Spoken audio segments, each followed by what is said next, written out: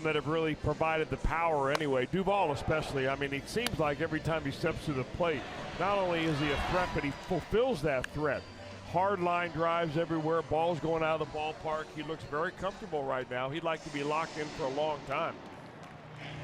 Suarez is really the same way. I mean, this guy, and we've been saying it for years, he's coming on, hanging breaking ball right there. He likes the ball down and in, and he can drop the hammer. Very powerfully built young man for a guy that doesn't seem like he's that big. So that's the story on offense. On the mound, this will be the second major league start for the native North Carolinian, and that is Rookie Davis. He had his ups and his downs, as young pitchers tend to do in his major league debut, and hoping for better things here in game number 2. Now, the good thing about having a bad day as a starter in this rotation right now is that you're going to have another chance, and it's coming around pretty quick here for Rookie Davis. A little less than a week ago that he was on the mound against the Phillies. He did have some very good moments out there. Rookie did. He had his family in town. It was really heartwarming to see a great interview that Jim Day had with his family up there. But it's a matchup today of really some of the best prospects from their respective organizations. Jameson Taillon is the #1 guy here. He's 25 now. He's missed a couple of years with injury, but he matches up almost identical with Rookie Davis. They're both big, tall guys. Davis is a little bit heavier. 1 year drafted sooner was Rookie Davis, but this ought to be a matchup of guys that are coming right at you. So hitters beware. You may have to choke up a little bit tonight. Well, Billy Hamilton once again in center field will be leading things off, and man, when you do what he does like he did last night, you are in business. He had 3 hits, stole 2 bases, scored 2 runs. Well, not only is he doing it on the base pass and at the plate, he's doing it into the field. Billy Hamilton right now is one of the most complete players in the league. Getting on base, he's swinging very well. He hasn't yet taken very many walks, not working the count, but as long as he gets on base with base hits, who cares? Let's take a look at the rest of the Reds lineup tonight, presented by Menards. Hamilton to start it. Peraza again at short. Zach Cozart said he's ready to go, but Brian Price giving him 1 more day with a tender wrist. Votto, Duvall, Suarez, Schebler, latter third of Jeanette at second. Barnhart and Rookie Davis. First pitch, ball 1, we're underway. Mike DeMuro, the home plate umpire. Trip Gibson over at first. Brian Gorman, the crew chief, at second. And DJ Rayburn, the umpire, at third. Slow roller to third. And on 2 pitches, Hamilton taken care of. Jameson Taillon coming off an outstanding 2017 debut against Boston. You can't really do much better than that, especially when you're talking about pitching against the Boston Red Sox. He can be overpowering at times, mid-90s fastball, really good overhand curveball, and that's his clutch pitch, especially against left-handers.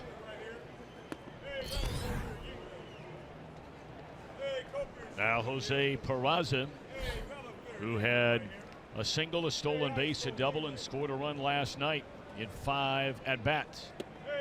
And it's too low, 2 balls. Oh, they called that a strike. 1 ball and 1 strike on Peraza.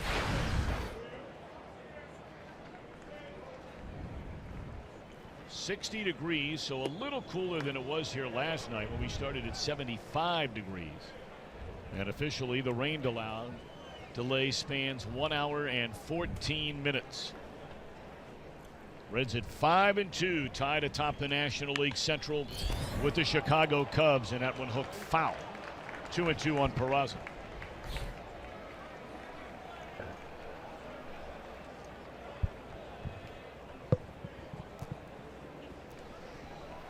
Taillon missed all of 2004, 14, and all of 2015 with a couple of different injuries. There's a fly ball in the center. It'll be handled out there by Marte, and that's out number 2. Number 2 pick overall in the country in the first round, 2010. Came up last June, threw the ball very, very well. 5-4 record, 3.3 ERA, and you mentioned his control in 104 innings. He only walked 17 batters.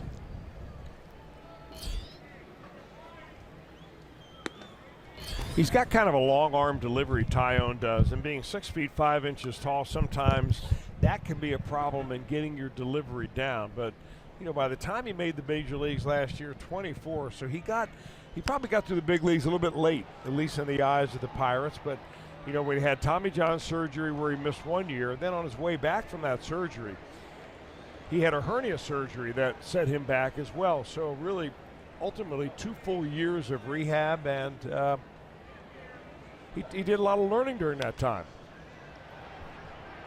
In the air down a third base line, and that's into the first row of the stand. So Joey Votto had 1 ball and 2 strikes. Only 5 hits so far in his first 26 at-bats.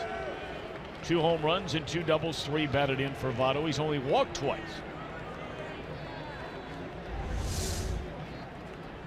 You got a Reds fan here making a little barehanded catch right behind the tarp. Nice going.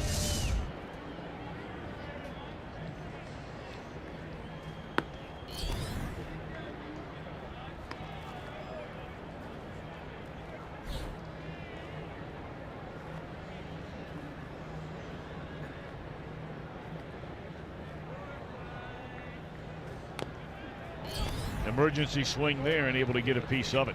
Well, Jameson Taillon was taken by the Pirates, as you said, Tom, in the draft. The second player taken. And he was only taken because Bryce Harper was not available. Harper was the first guy to go in that draft that year.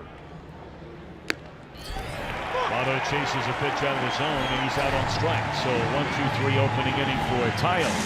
Rookie Davis tries to answer that when we return.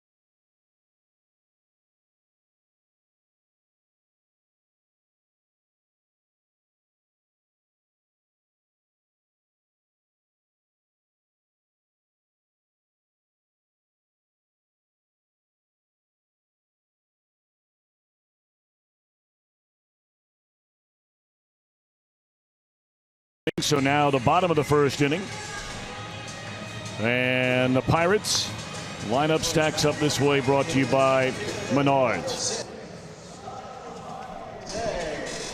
Marte, Bell, and McCutchen, followed by Polanco, Freese, and Cervelli. A latter third of Harrison, Mercer, and Taillon. And the 24-year-old Reds rookie came over in the Aroldis Chapman deal from the Yankees is Rookie Davis. Actually, William Theron Davis is full name, but he's been going by Rookie since he's been a wee little baby. That was a line that he had against the Phillies after he went 3 innings of 5-hit baseball. Look for him to be a little more settled down tonight. He threw strikes in spring training. He's been pretty much a strike thrower since he got to the Double-A level.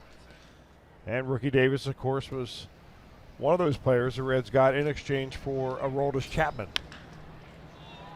Rolled over foul by Marte. 1 ball and 1 strike. Now, Chris, did you sense?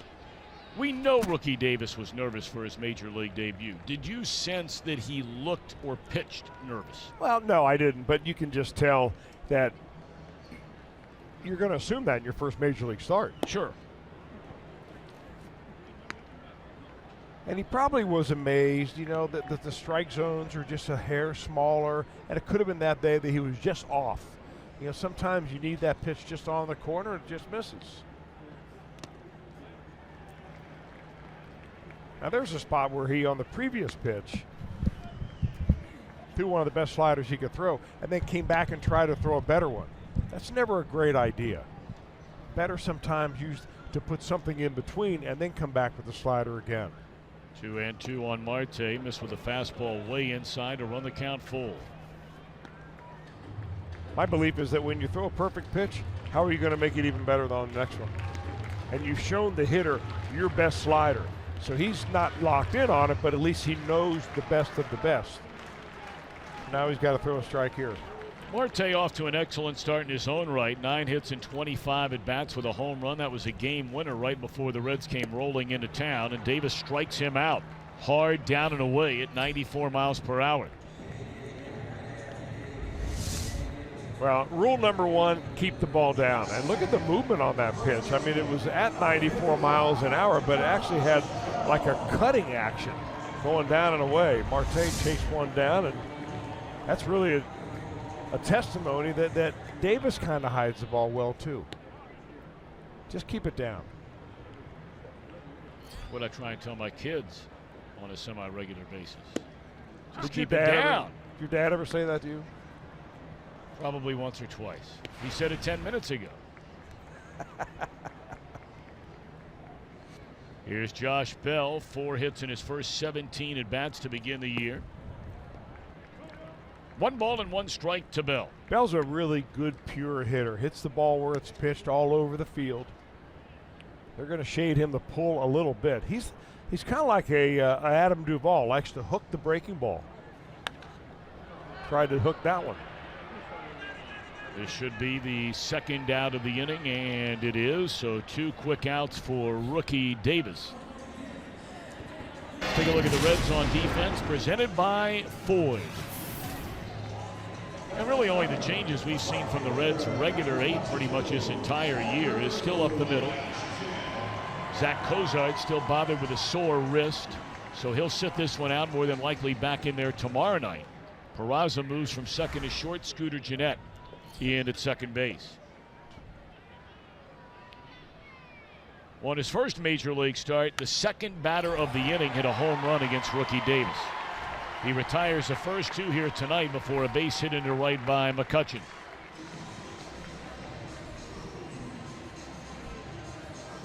Boy, it's almost like McCutchen went up into that batter's box and he took a look to the right side of the infield. The Reds had really cleared it out because the second baseman was playing up the middle. And he said, I'm going to hit it right there. And he got a pitch out over the plate, and that's where he goes with it.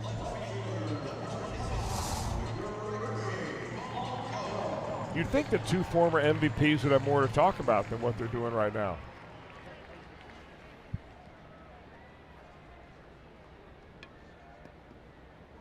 I mean, where's your trophy? Is it on the mantle, or do you have a special case? Or, you know, there are just some guys in this world, and you know, you and I both know them, where you ask them a question like that, and they really have no idea where it is. I mean, you're right about that. I'm a lot like that. I Yeah. mean, if somebody asked me where the World Series ring that I was given while working for the Diamondbacks, where it is, I have absolutely no idea where it is. I mean, none. I pray my wife knows where it is. Polly at home scrambling around, checking all the spots to make sure that it is where she knows it should be. 0-1 on Gregory Polanco. Slow breaking ball, misses low in it. But you know what I mean. I mean, there are some guys, it's like, you know, my buddy, our friend, Joe Dieters, right? Prosecuting attorney in Hamilton County. I mean, he has been given every award known to mankind. He has them all just in this, you know, closet. He couldn't tell you what's in there or what's not in there, and he's not showing any of the stuff off in his own office. Pretty amazing. How do you know he's got it all in a closet? Did you break Because I into was his over house? there one day. Was he home at the time? I just got let out, and I decided to stop by and say hello.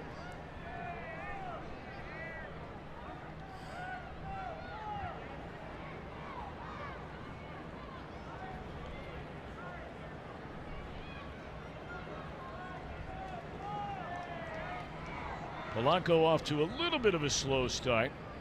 7 hits and 26 at bats, has 1 double and 1 run batted in. McCutchen over at first, not the base stealing threat he once was. Not to say he can't still steal a base. There was a time he'd get over there and you were going to be paying a lot of attention to him. Yeah, now he doesn't even get a lead like he is interested in stealing a base.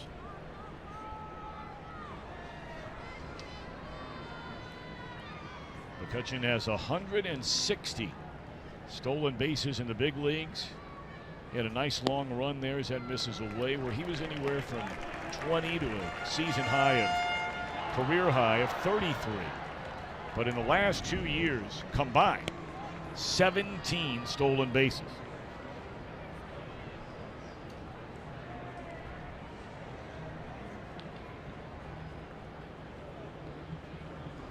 So now in a 3-2 count, the Reds really shift their defense against a left-handed batting Polanco. And there's an at-bat that rookie Davis just let get away. Yeah, you know what happens, and it happens so often with young pitchers. You use good stuff, you're aggressive, but not reckless the way you go after the hitters. And then you get ahead of them in the count, 0-2, 1-2, and then you start to nibble a little bit. I mean, he walked him right there on a 3-2 changeup after he blew away Marte on a fastball. You know, when all else fails and you've got a 95-mile-an-hour fastball, cut it loose knee high.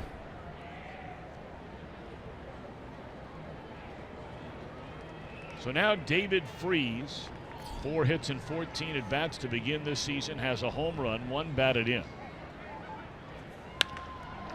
And first pitch swinging, this should end the inning, and they get the force out. Close play there on Polanco to end the inning. A single and a walk, 2 left, no score at the end of 1.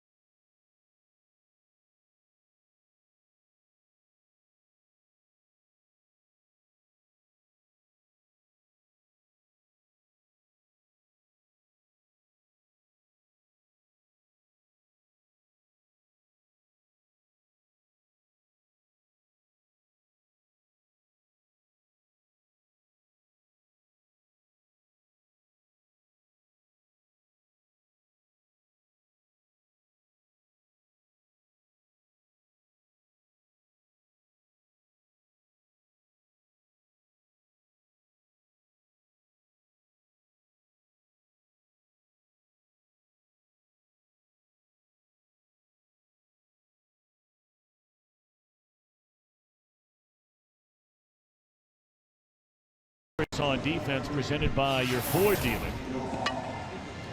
And this is the same group with the exception of the Cincinnati native Josh Harrison back in his customary role at second base. He's been bothered with a sore right calf, so was out of the lineup the last 2 days, and Adam Frazier got the start. But Harrison back in there tonight. So here we go, no score, second inning.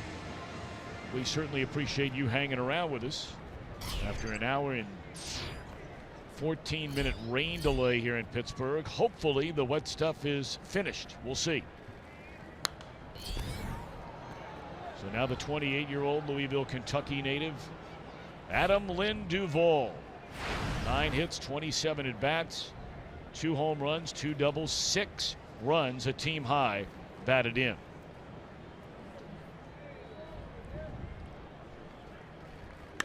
And this is launched and make it a team high, 7 runs batted in. Duvall plays long ball for the 3rd time this year. Man, is he red hot.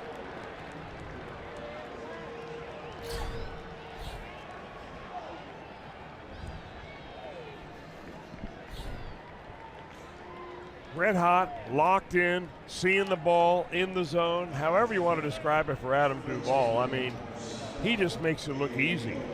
94 in on the hands right here, maybe not in enough. Boy, those thigh-high inner third, that's a good swing.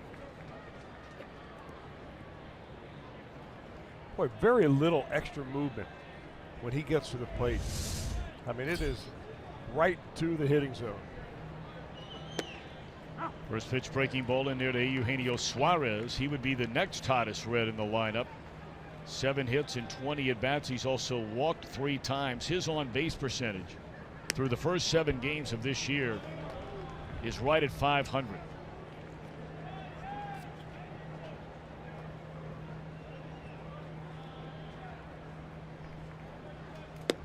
Now, obviously, that number won't continue, but he would very much like to improve and is more than capable, we know that, of improving upon the on-base percentage last year of .317.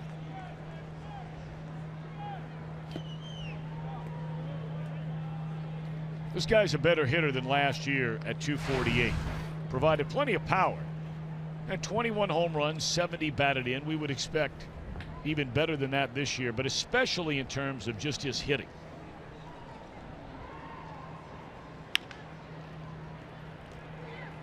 Two hopper down to Freeze, 1 out.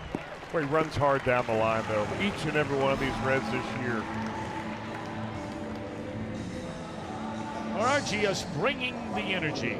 Most games to begin a season with a home run, going back more than 100 years in the history of the Cincinnati Reds. 12 the all-time record in 1986, and they just hit their 8th straight game here in 2017.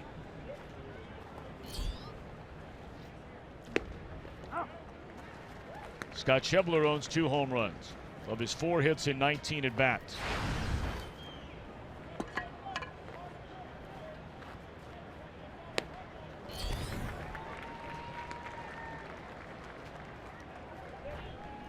Tyone, born in Lakeland, Florida, but grew up in the Woodlands, Texas.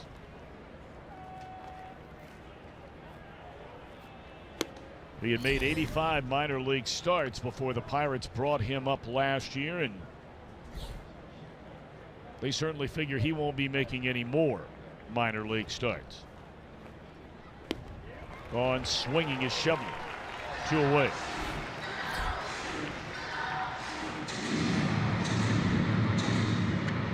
Yeah, they really feel, the folks in the Pirates organization, had he not been injured, he would be neck and neck with Garrett Cole, fighting it out to see who would be the ace of this pitching staff. Now, they really feel that his demeanor and his stuff, and hopefully now for him, his durability, now that his elbow has been fixed, will land him right there at the top of the rotation. Now Scooter Gennett. Ball 1 away. Tell you what, even though he throws 94, and I'm not really sure what to say about it with the new radar guns they got going on, but he's got some action on that fastball. It's not all that straight. A little bit of run on it. 1 hopper to the outfield. Black grass goes Mercer. That's a nice play. Jordy Mercer. But the Reds jump on the board first. Adam Duvall flexing his muscles to begin the second to give the Reds a 1-0 lead.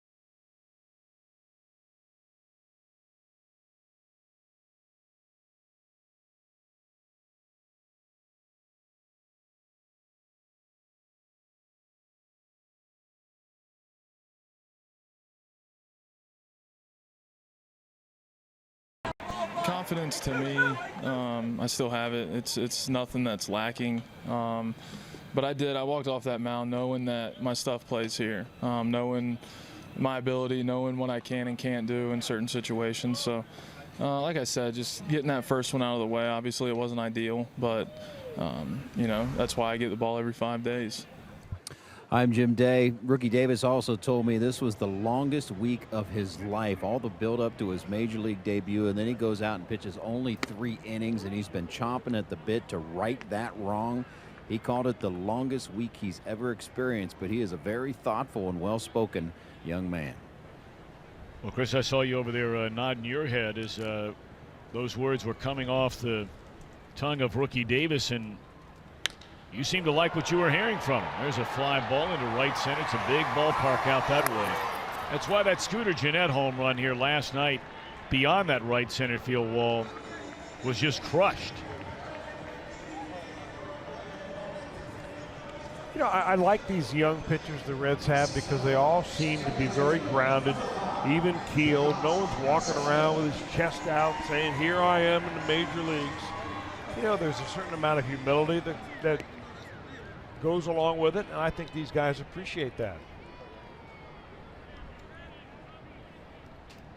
The other thing is that, you know, the first start you have is very tough, and then it gets easier from there for a while for young pitchers in the major leagues going through it the first time, because the scouting reports aren't out yet. No one has had really a lot of video to study. No one knows your tendencies. No one knows if you're tipping pitches yet or not. And pretty soon the word gets around and it becomes more and more difficult. That's when you really have to start, you know, concentrating on hitting your spots. Harrison drives one into deep left center field, but not deep enough. Right at the warning track, it will be Duvall. So a couple of long fly balls. That is the deepest area of the night.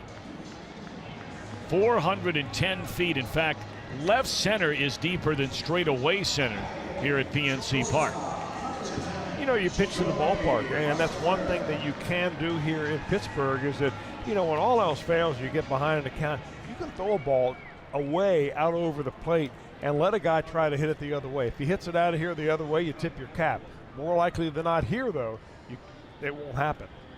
Different story in Cincinnati when the weather heats up and the balls begin to fly better. And in this ballpark, you'll see balls fly into left field and certainly down the right field line. But the power alleys are very much power alleys, and straightaway center field just short of 400 feet. All right, 2 quick outs. Bear down here. You got the number 8 hitter up. Get him out and have the pitcher lead off next inning.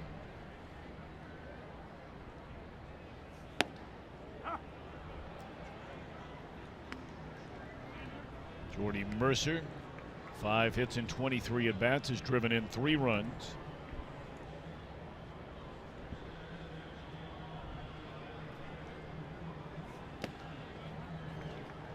Mercer has started every game at shortstop so far this season, and he's been a regular going back to 2014. In fact, only 2 shortstops in the entire National League have started more games than Mercer. Brandon Crawford of the Giants and Echeverria of the Miami Marlins. 2-2. Well, he's a defensive wizard, Jordy Mercer is, and you know, he'll bat in different places in the lineup, normally down towards the bottom of the lineup, although this year they're batting him leadoff when the Pirates face a left-handed pitcher like he was in that spot last night against Brandon Finnegan.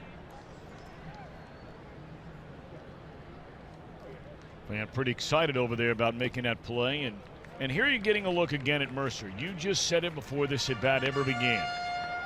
Davis had him 1 ball and 2 strikes, missed 2-2, foul ball 2-2.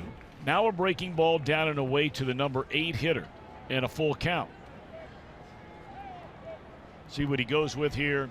3-2. You got to believe fastball. You would think. And it was. Well, again, you know, sometimes it happens that young pitchers get the reputation for not having a put-away pitch because they get ahead of a guy by being aggressive and then they start to nibble. He has a put-away pitch, there's no question about it, but you have to throw it to make it look like a strike. Now on a 3-2 count, it's got to be a strike.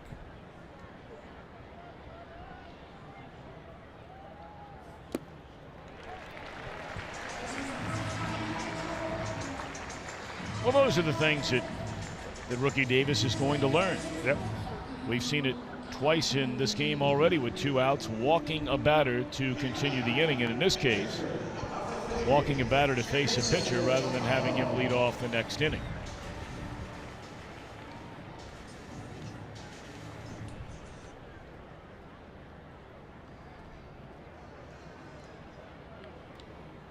So now Tyone in from the right side.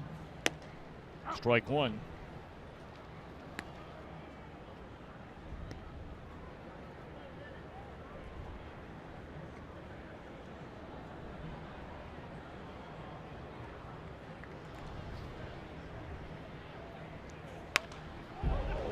We invite you to follow Reds Baseball live with the MLB.com at Bat mobile app. You can stay connected to the best players all year long. Live game video highlights, game day, news, and more. Download MLB.com at Bat today, your #1 app for live baseball. We're finally live here in Pittsburgh. Last of a second inning after an hour and 14-minute rain delay. Reds lead 1-0.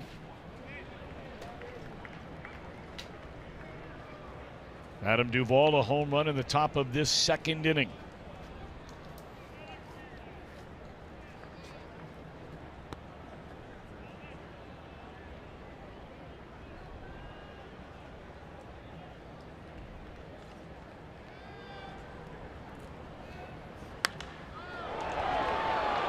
Driven down the right field line and foul out of play, and a pretty good thing.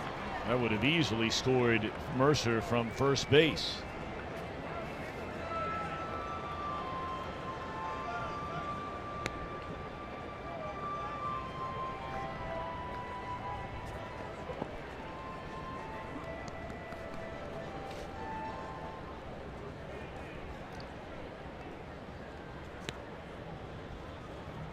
Well, don't mess around with him right here. Go after him, throw him a hard, low inside fastball, and just go ahead and put him away.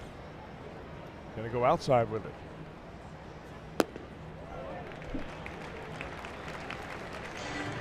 Should be noted in rookie Davis's first major league start, it was Stuart Turner behind the plate. So this is the first time he has a chance to work with Tucker Barnhart. He did in spring training, obviously. 2-2. And there's strike 3, a fastball in the outside corner to end the inning. 1 walk, 1 left. We played 2, and the Reds lead by 1.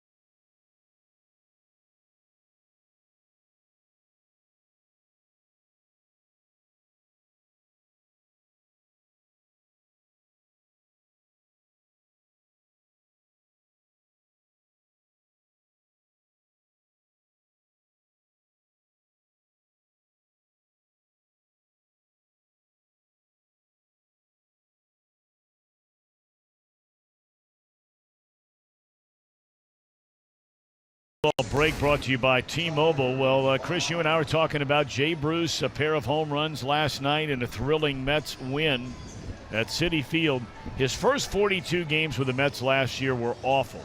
Came on right at the end of the season, the last week plus. But look what he's done the first 8 games so far this year. I saw a picture of him on the internet today, Tom, wearing a king's crown inside the Mets clubhouse. Must have been the king of the game, and good for Jay. Good guy. Tough place to go if you're not ready for it. No doubt about it. Whole different world.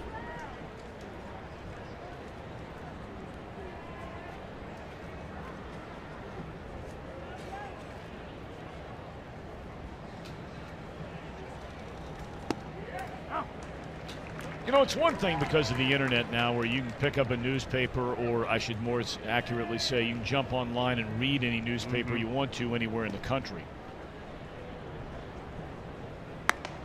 But it's an entirely different thing to go to New York City when you're used to playing baseball, and obviously there is a press corps which covers every major league team, and obviously the size of that press corps will vary city to city depending on the market size and the amount of coverage and so on and so forth, naturally. But to go to New York and to go to Boston, they're the two that by far stand out more than anywhere else, but especially New York. Whereas Jay Bruce would walk in the Reds clubhouse, and that's the only team he ever played for his entire career. There might be 3 or 4 writers, maybe a local columnist, maybe 2 or 3 radio guys. In New York, it's 10 or 12 beat writers. It's 8 or 10 columnists. It's 10 to 15 radio guys, and then all the local television stations. It's mind-boggling just to see the mass of people that cover those teams on a daily basis when you go there to play. And everybody's looking for a story. Yep.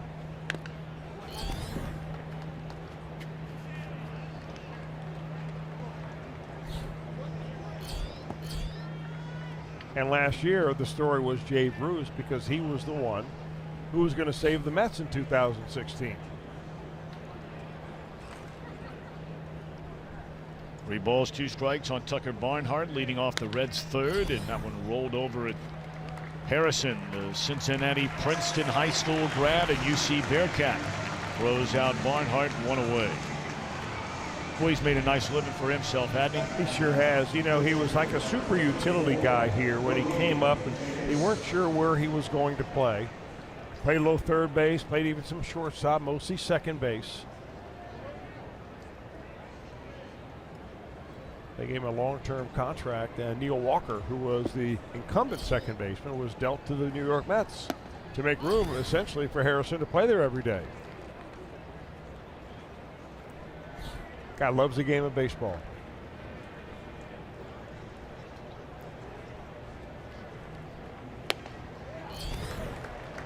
Now, rookie can hit a little bit. Of course, you know what he did his first time to the plate as a major leaguer? He had hit a ball off the left field wall for a double. I mean, it goes back a long way for him. He had to choose when he was drafted out of high school whether he wanted to go in to the pros as a position player or a pitcher. A number of the teams that were interested in him had called him prior to the draft, and they said, well, we want you to hit. Well, he wanted to pitch. So he hung up on those. The Yankees drafted him and said, don't pick up another bat. And now, as fate would have it, here he is holding a bat, breaking into the major leagues with a National League team and trying to do some damage with it. Gone swinging is Davis. 2 away, and that's 3 strikeouts now for Tayo. As always, a reminder coming up later on, our Miller Time moment brought to you by our friends at Miller Lite. Had our Miller Lite moments, plural, last night. The trio out of the Reds bullpen of Michael Lorenzen, Cody Reed, and Wandy Peralta. Accomplishing something that's only been accomplished twice since 1917. And that's a relief corps to come into a game, retire 21 consecutive batters. A perfect 7 innings.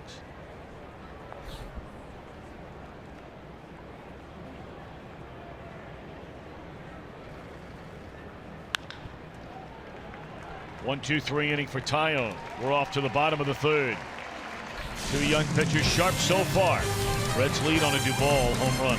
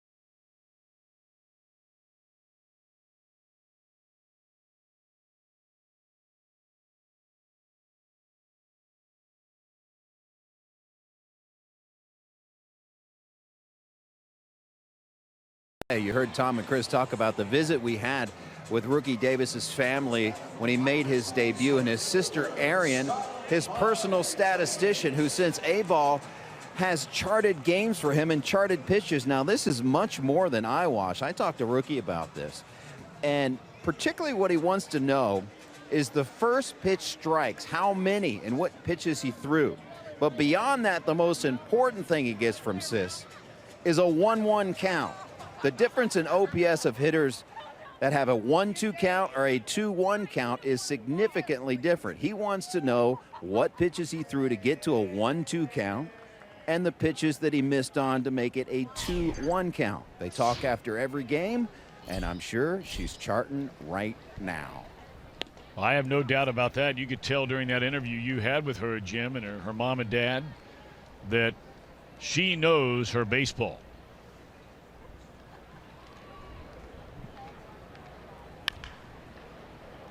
Pulled foul, top of the order for the Pirates here in their half of the 3rd inning. They have 1 hit, drawn 2 walks, and Davis is fanned 2.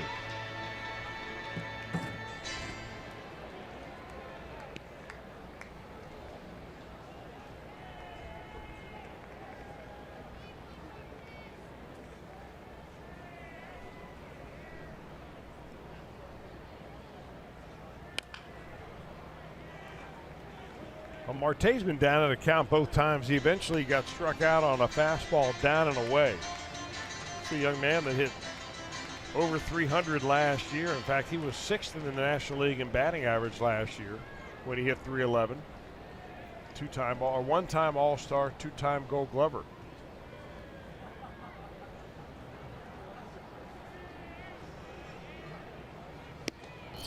Oh. All right, so let's see how he goes to work right now on Marte. Last 1-2 count on a batter, we saw him walk Mercer. So there's a wasted pitch, nowhere near the strike zone, and never looked like a strike. So it's 2 balls and 2 strikes, and Chris, we talk all the time. Call it the action pitch, pitch of decision, whatever you want. You'd prefer not to go 3-2. Let's see what he does on 2-2.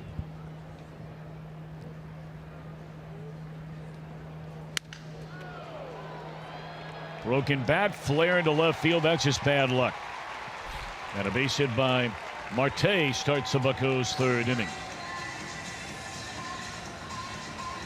I mean, you can see the splinters coming off this bat when Marte went after that one that was down and in. You know, never forget, Tom, you call that 2-2 pitch the action pitch or decision pitch. And my college coach, Robin Roberts, told me there's 3 things you need to do as a pitcher. Number 1, you throw first pitch strikes. Number 2, you have 2 speeds on your curveball. That was before they called them sliders, so you could change speed. And the 3rd is get a decision on that 2-2 count. Because when you go 3-2, and this is before they ever had analytics and sabermetrics and so on to tell you what you do, you know, when the batter really starts getting an advantage, big time advantage of 3-2 over 2-2.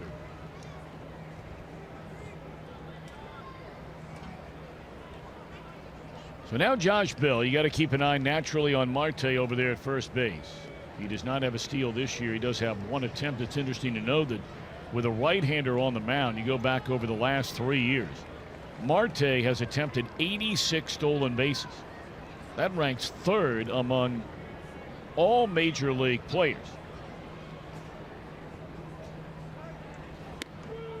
And he's had very good success. This is the other thing the teams really don't know about rookie Davis yet.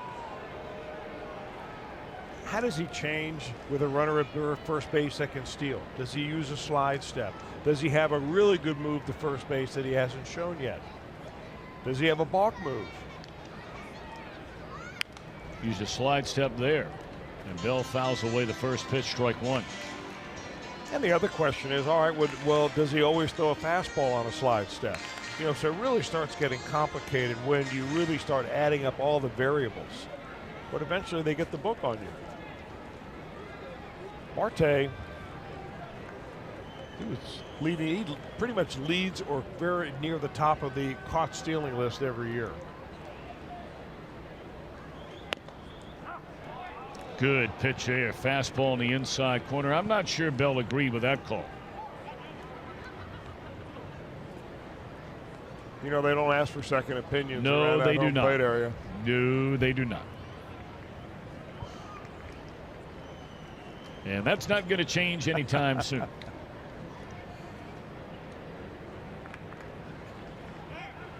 Runner goes, fouled away. He's coming right after Bell, hard inside.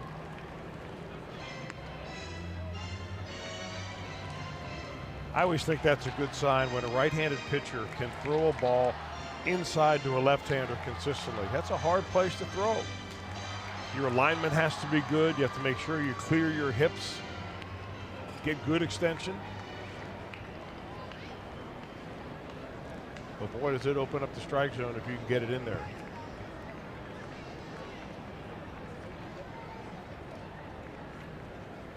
Marte over at first was running on that last 0-2 pitch. It was fouled off. And now time called by this 24-year-old native of Irving, Texas. Right around where the Dallas Cowboys used to play for years and years and years before they moved down to Fort Worth.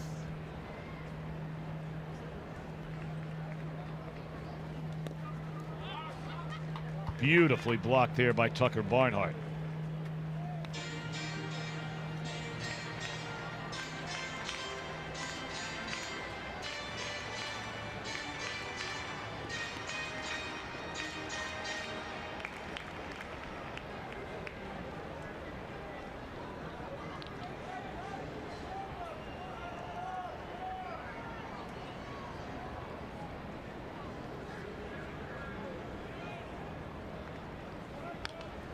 Runner going again, and again it's fouled away.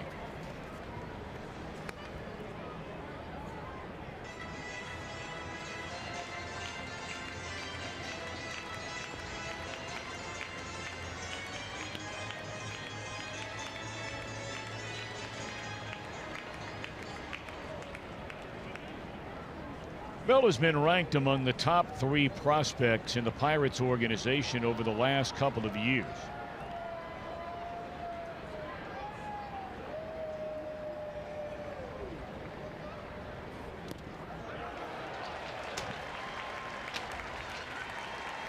That'll be a wild pitch charge to rookie Davis, sending Marte into scoring position. Now, just trying to overthrow the breaking ball right there. Tried to go to the backhand pick, did Barnhart. It went right under his glove.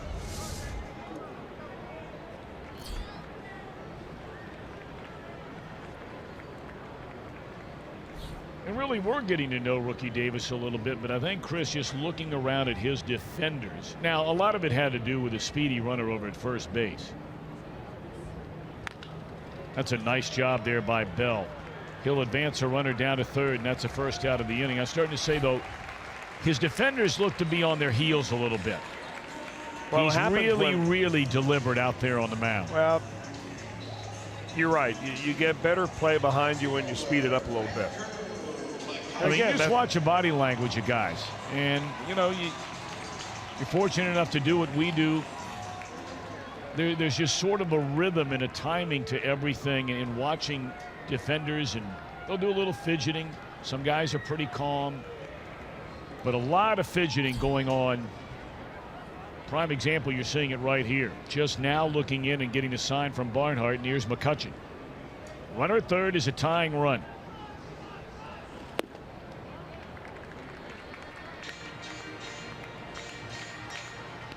You know, this is where you really can't be afraid of the hitter. You can't start nibbling right here. Go after him with good stuff. Be aggressive, but not reckless.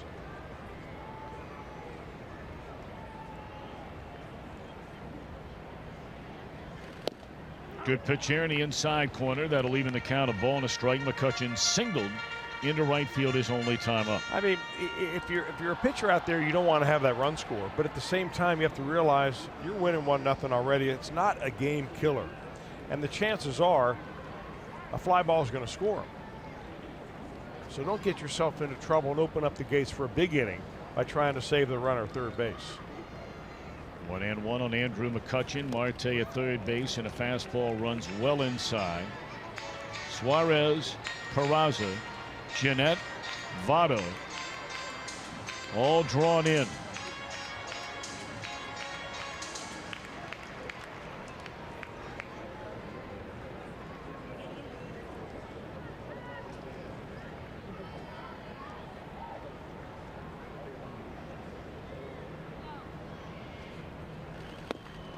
Good pitch there. Breaking ball down and away. Boy, when he finds that release point on that slider, wow, is that nice.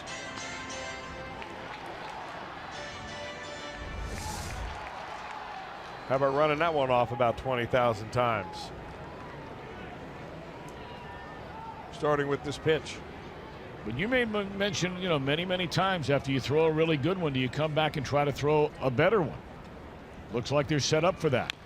And he came back with another one. But it was a little bit more in the zone that time. You see the difference have changed. And that's why it's very difficult to improve on what you think is your best pitch. But again, a 2-2 count. All right, so if you threw a great one, you threw an okay one there, maybe got away with one. Do you triple up? No, I'm throwing fastball down and away right here. With his arm. Here comes the slider. 2-2 on Andrew McCutchen. That one got a lot of the plate, and it almost got his teammate.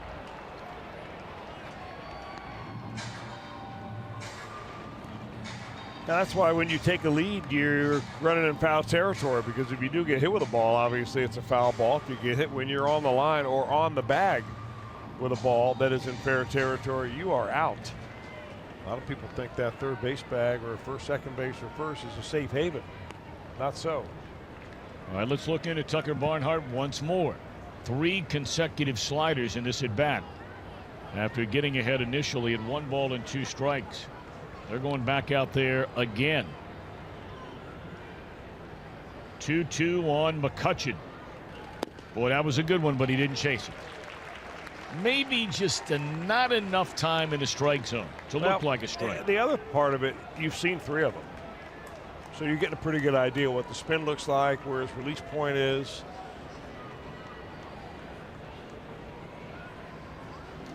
Four consecutive sliders to McCutchen, and there will be a 5th. Runner at third, the tying run infield in. Strike 3 called. 5 straight sliders to Andrew McCutchen. And that's a 3rd strikeout for rookie Davis. He didn't expect it on the inner part of the plate. You see Tucker Barnhart looking for it low and away, and he slides in to catch that pitch. McCutchen did not say anything to the home plate umpire. But to quote a wise man, they don't ask for a second opinion. You're right.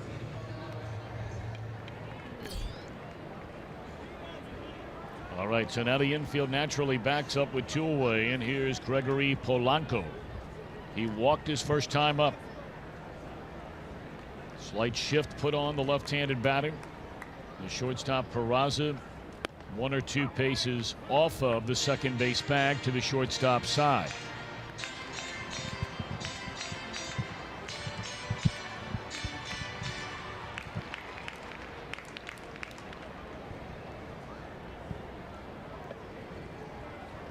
Davis continues to work out of the stretch position with the runner at third. A ball and a strike.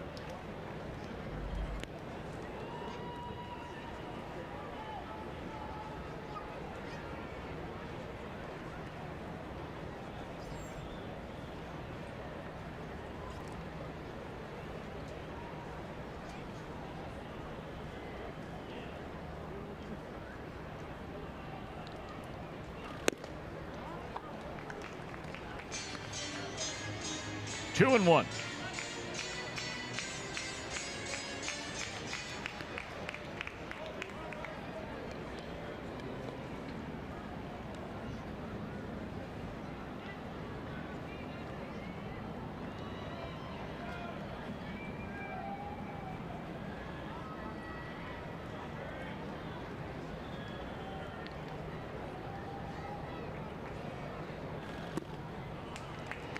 Now he's fallen behind 3 balls and a strike. You have the right-handed batting David Freese due up next. Freese left 2 runners aboard in the opening inning when he bounced into a fielder's choice on a ground ball to the shortstop Peraza. 3-1 pitch, and it's ball 4. Davis has walked at least 1 in, and only 1 in each of the first 3 innings tonight. So 3 walks, 3 strikeouts. He's allowed 2 hits and 1 more out to get to end this 3rd inning.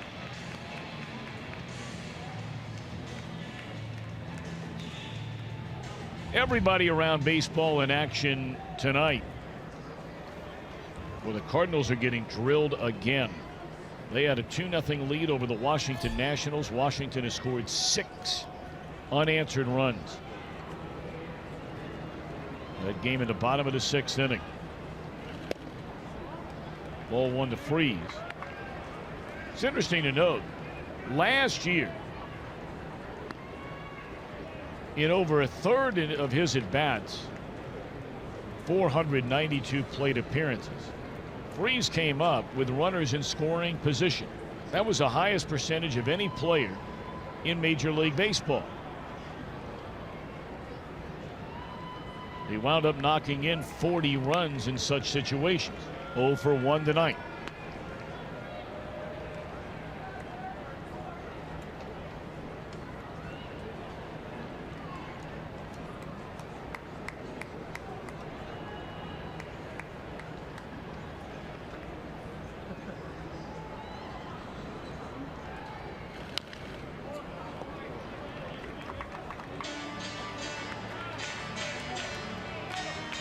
When you look at the pitch count for rookie Davis tonight, it gives you an idea of just how crisp both Michael Lorenzen and Cody Reed were last night. Both threw fewer than 40 pitches in their 3 innings out of the Reds bullpen. Here we are with the Pirates still batting in the 3rd, and this will be pitch number 65 for rookie Davis. 1-1 pitch. Runner goes to second. They throw down. Here comes the runner to the plate. They throw home, and that's the way. Whoa! Boy, he looked out from a long ways away. The throw beat him there, But the home plate umpire, Mike DeMuro, says he's safe. And we wonder, will the Reds ask for a look at this? Let's see what happens. A much better look this time. Tucker Barnhart gets it. Looks like he's got the plate. Too high of a tag. Yeah. Runner safe. They're not going to look at this. Tucker didn't get him on the hand. By the time he touched him, it was on the back. Arm looked like he got in there. But Brian Price is going to ask. Looks like he went out with his hands over his ears to indicate that he wanted a review.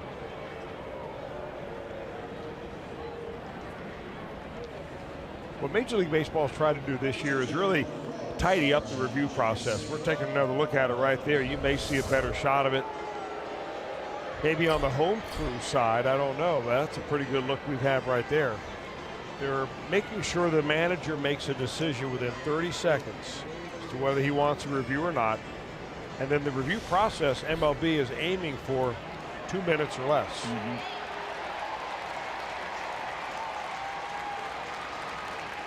Well, Peraza played it beautifully. He made a great throw to Tucker Barnhart. Don't know if Tucker was having any issues with the ball in his glove. But it just looked like by the time he went to make the tag on him, that it was halfway down his body. And Marte appeared to be safe. We'll see.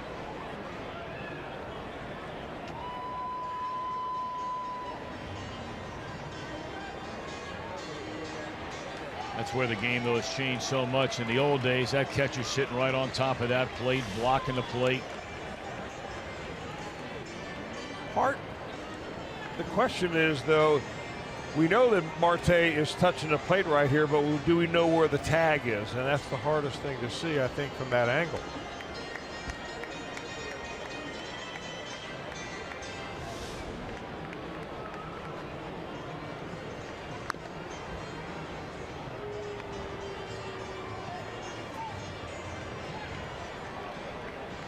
Brian Gorman is a crew chief. He's a second base umpire. The umpire who made the call is home plate umpire Mike DeMuro.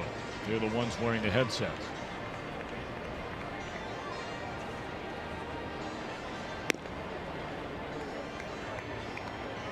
The verdict is in. Safe the call. Pirates pull off the double steal. Were you surprised they threw down to second to begin with? Well, no, I'm not surprised they threw down to second. I thought if the throw went all the way through, they'd probably be able to retire the runner there before the runner got home. So Tucker shaking his head. He still doesn't feel like the runner was safe, but Pirates end up tying the game in this inning anyway. And a little longer than 2 minutes on the review. So a 1-1 game, and Free still the batter now. Polanco, who's also given credit for a stolen base, is in scoring position. I mean, you don't see that play happen very much at the big league level anymore because players have such good arms here. It's just hard to outrun the baseball.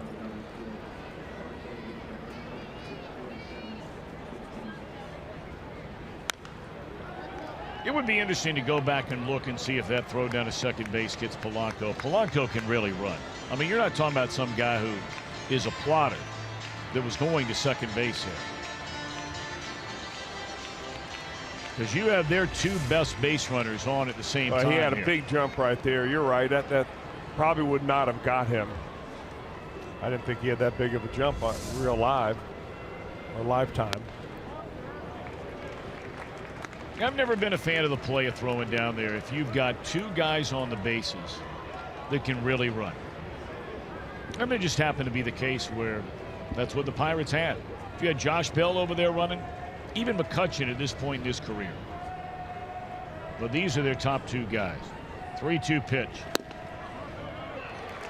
You know, that play right there, I remember learning a play from one of the minor league coaches with the San Diego Padres where the runner at third base on that play. First and third, runner at first steals, and the runner at third runs home backwards. Arms up and down just like he's sprinting, but he's actually moving backwards at the time. Catcher comes up, he checks the runner at third base. All he sees is his numbers and his arms, elbows going up and down. He doesn't realize he's running backwards. He throws through, and by the time you see the ball go over the mound, you can walk home. Wow. Never heard that before. You may want to put that play in this year. That is a very good idea. That was a Doug Rader play. Doug Rader knew a little bit about baseball. He knew how to make it fun, too. Well, what's not been fun is Rookie Davis here since getting a very important strikeout of Andrew McCutchen. The Reds have the infield in. He got the benefit of the call certainly on strike 3. And since then he's walked back-to-back batters. And again, he was ahead of David Freese in that at bat, a ball and 2 strikes, and walked him. 1-1 to the catcher, Francisco Cervelli.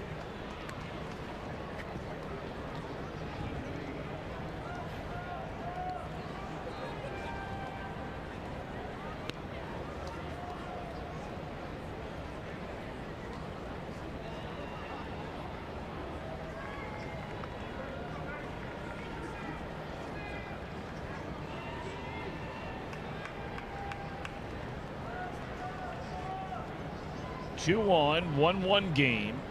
2 outs were in the 3rd. And he beat him with a fastball there. 1 ball and 2 strikes. Pirates won 78 and lost 83 a year ago. They got off to a pretty good start. 15-9 in April last year. A game over 500 in May. But then in June, 10 games under 500. They teased the fans by playing through August and July at 6 games above the 500 mark. And they were right there in the hunt for a wild card spot. But then the season just fell apart in the final month, and they wound up 25 games back. They tie the game on a hit and 2 walks and a double steal. 1-1, we go to the 4th.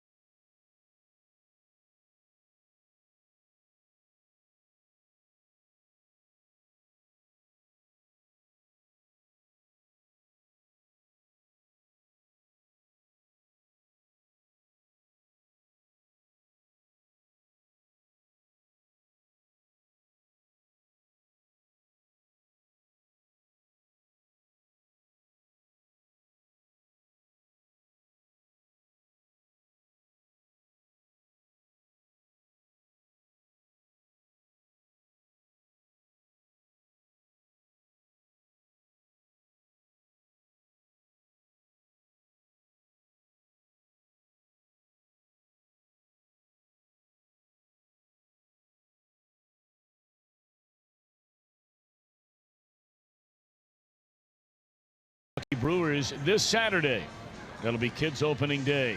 The first 20,000 fans in attendance receive a 2017 magnetic schedule and car magnet thanks to our friends at PNC Bank. 3-in-1 REDS for tickets or visit reds.com.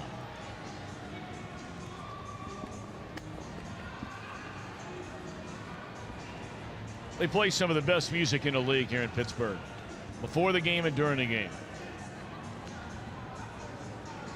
I'll tell you, I have been very impressed with your knowledge of all the. I mean, you are naming the song, the artist, the front man for the band. It's impressive to sit next to you and just tell you, gobble up all this knowledge. There's no doubt about it.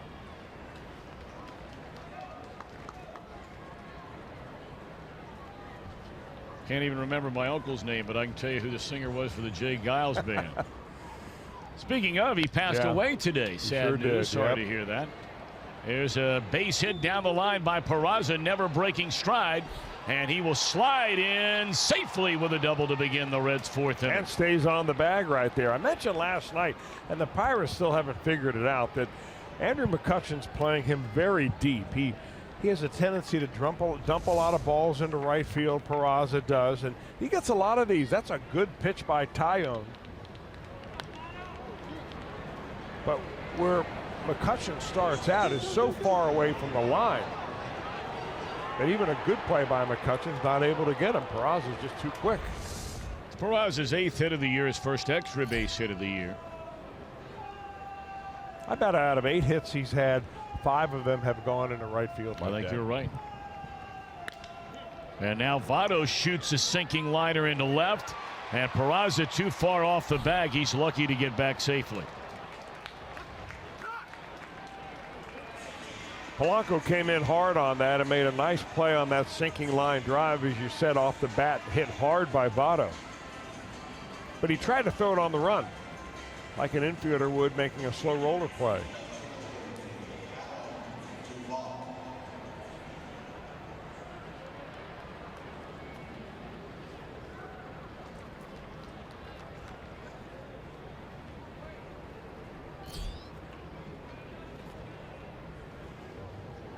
All right, so now Adam Duvall. He homered leading off the Reds' second inning. His 3rd home run of the year, 7th run batted in. That's a team high. And a chance to add to it. He had 2 batted in the game last night. So too did Suarez. Suarez got his on a solo home run and a bases loaded walk. Duvall had a 2-run single in the game last night. Also scored a run.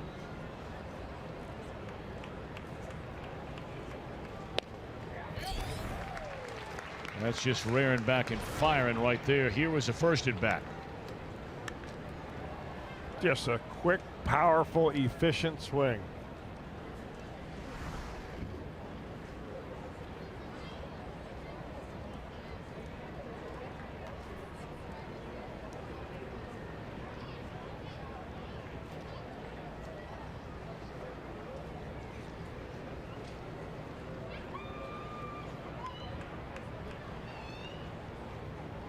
No balls and 2 strikes on Duvall. And that's strike 3 called, and he knew it. 4 strikeouts without a walk for Tyone.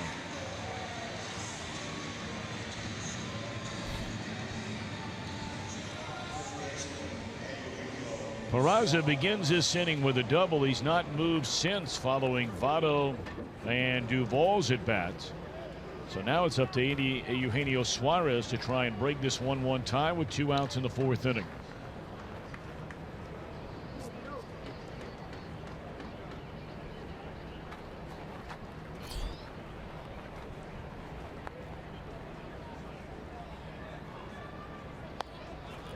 Peraza takes off for 3rd, and they'll let him go.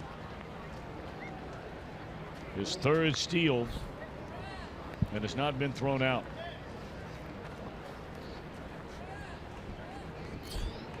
See, far more pitch efficient has been Jameson Tyone than his counterpart rookie Davis so far tonight. Davis up over 75 pitches through 3 innings. Number 50 coming up for Tyone.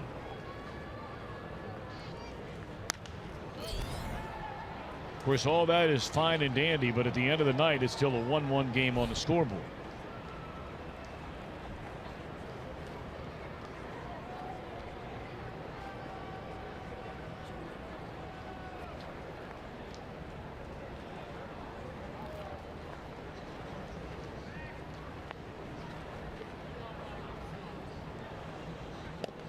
Suarez had a 5-pitch at bat his first time up tonight. It wound up being a ground ball to 3rd. In the game last night, he saw 26 total pitches. And that equals a new high for him going back over the last 2+ years. So perhaps getting a little older, a little more experience, and confident getting deeper and deeper into at bats.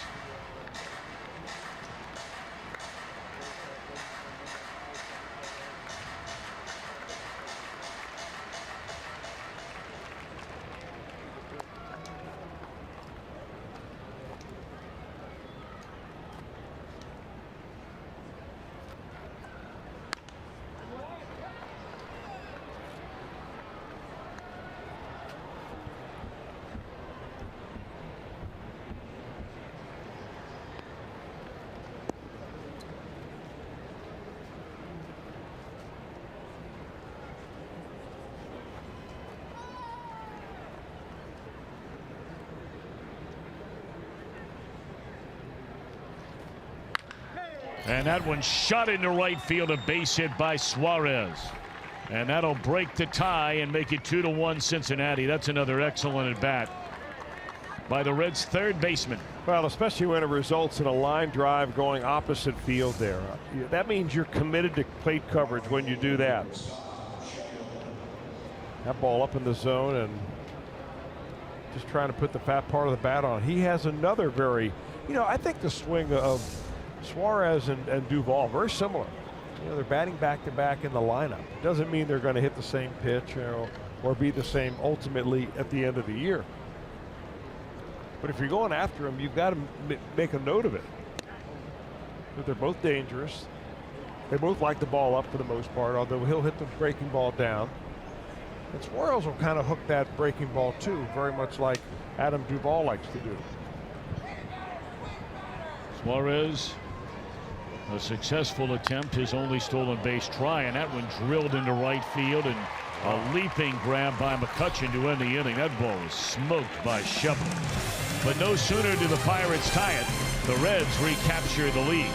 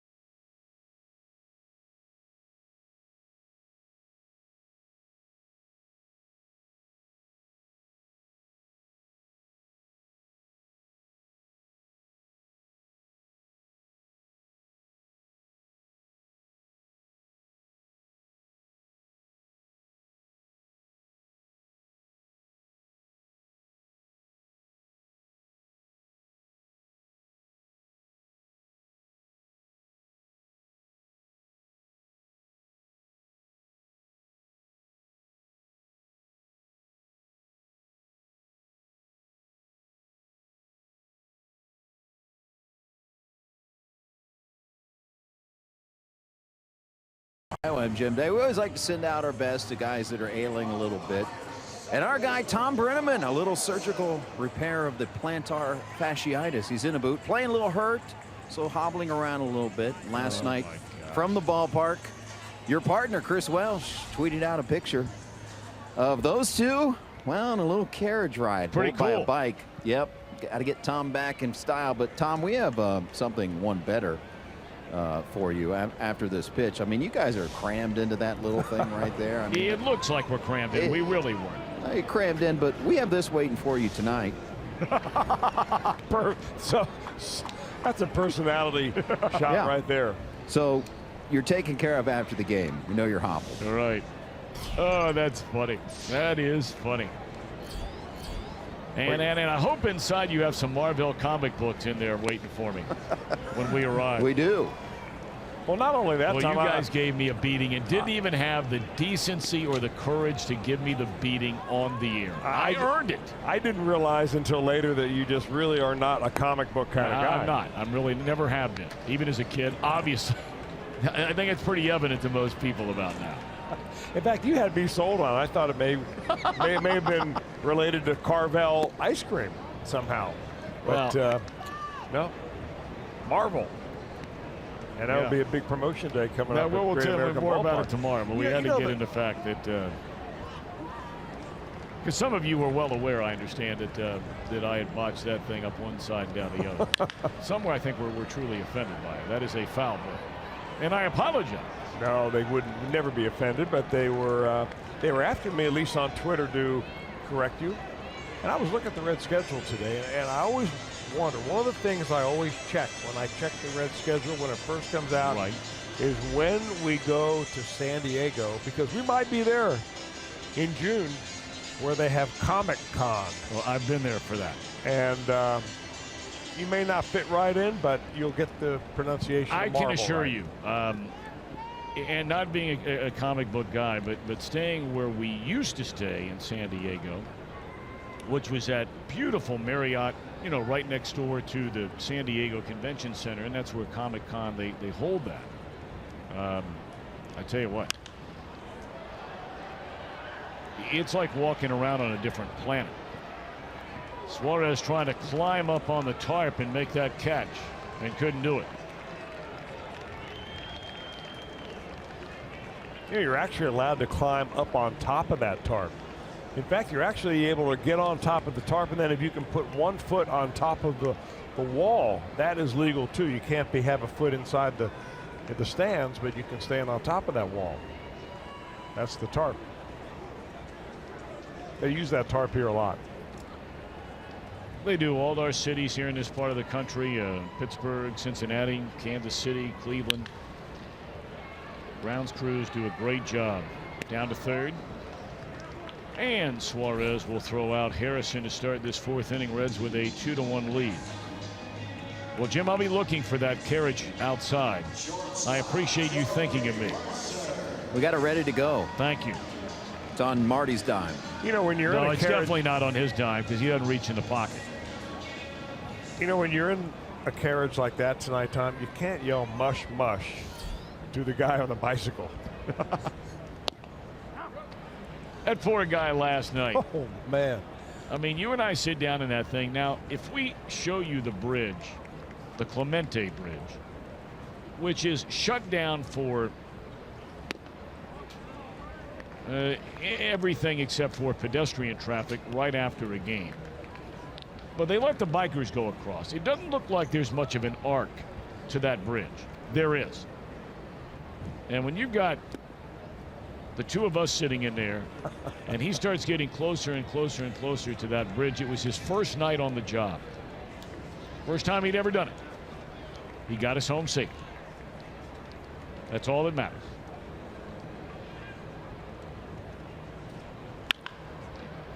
Suarez again. Strong arm for this third baseman. Yeah, smooth move to pick that ball up, backhand style. He really went down low to get to that. You know, Suarez just getting better and better fundamentally. When you field a ground ball backhanded like this, you want to get your whole body low. Get your head down there. Look how low he gets.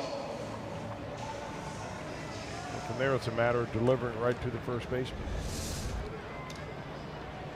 Now the pitcher Tyone. See if Rookie can come right after him and not waste any time. This would be by far his best inning. He's walked 4 batters in the game, and all 4 walks have come with 2 outs in an inning, including 2 in the third.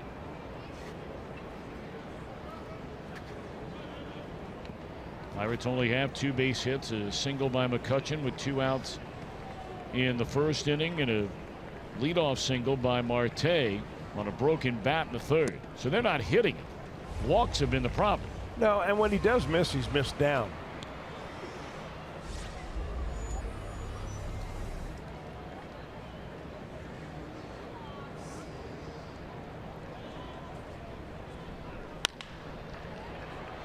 So this will be a Marvelous. Would that be right? Marvelous. Sounds good to me. 4th inning. Reds lead 2-1.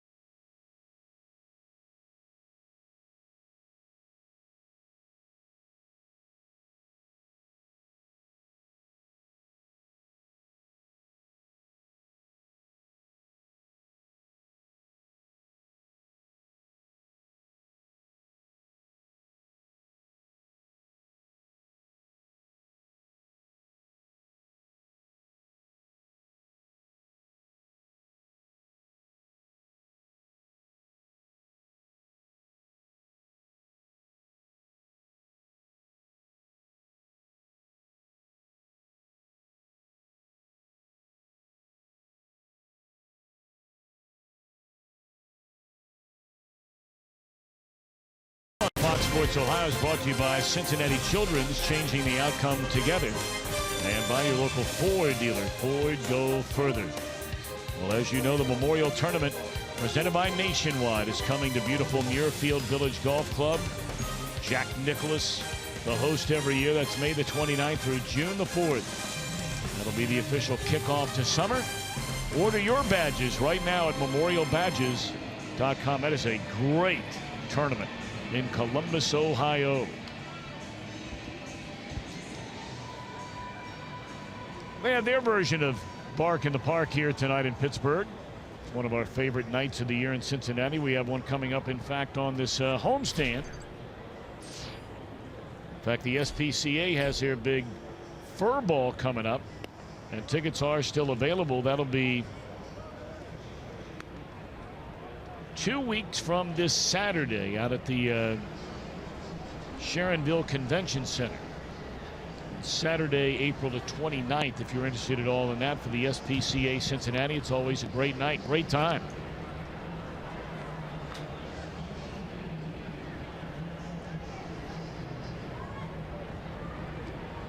Two and 0 on Jeanette. Reds with a 2-1 lead. We're in the top of the 5th inning after a 1 hour and 14-minute rain delay before we ever started.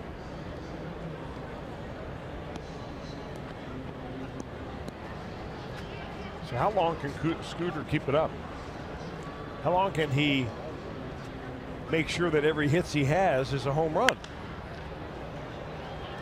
Wasn't there a book out as a kid? Did you ever see that children's book? The Boy That Hit Only Home Runs? Mm-hmm. We've got him on our team. Scooter Jeanette. An opening day home run, his first hit. And he got his second hit yesterday. We'll see how they rule this one. I think he may have had a chance to beat that out if Mercer even fields it cleanly. We'll see. Well, he'll want it to be a hit, but it'll sure ruin a good storyline.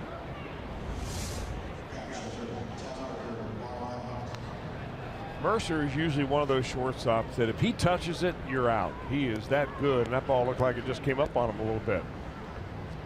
So the storyline is by the board, Chris. We'll find another one. So a single for Scooter, not a home run. His third hit of the year, the other 2 long balls. And a strike 1 to Tucker Barnhart. Well, the other storyline in this ballpark tonight, subplot be it, is that we have 2 second-generation umpires working in this crew.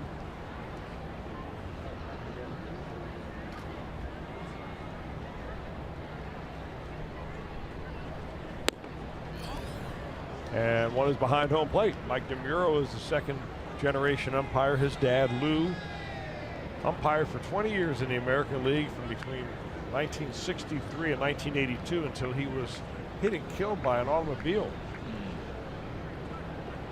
And he even had a twin brother that umpired a little bit as a substitute in the American League. This one will back up Polanco a lot further than he originally thought. He came in on that ball and then had to get back in a hurry. That ball's hit a long way by Barnhart. It really carried. It didn't look like it was going to, and boy, it was just some good athleticism by Polanco. He was able to haul it in. And the other second-generation umpire is man in the bases tonight, Brian Gorman. Of course, he's been umpiring a long time. He started in 1991. Brian Gorman did. And his dad, Tom, umpired for a long time as well.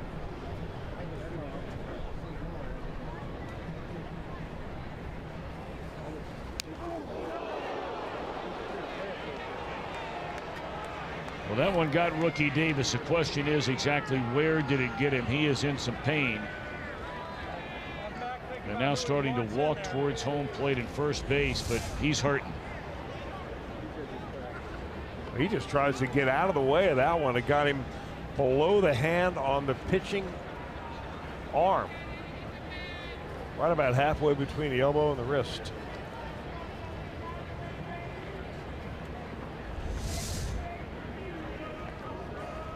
And of course, that's his pitching arm and wrist.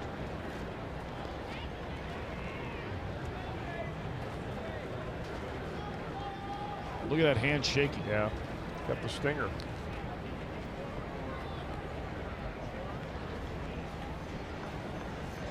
I think it'll take him out of the game.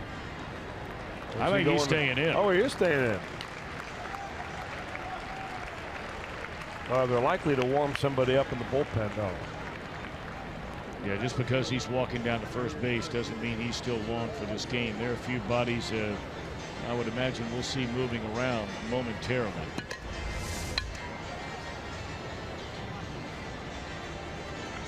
You know, you can't get on him about his form. I mean, he had good form at the plate. He didn't square all the way around. He just kind of pivoted a little bit. Normally, you can get out of the way of that ball, but Taillon just had too much tail on it.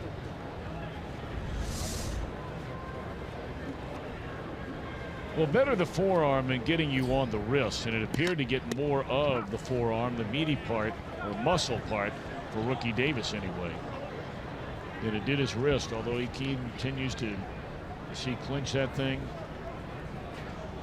We'll see. 2 on for Billy Hamilton, 1 out. Reds leading by a run. We're in the 5th inning. Billy 0 for 2 has rolled out to third and bounced out to second base.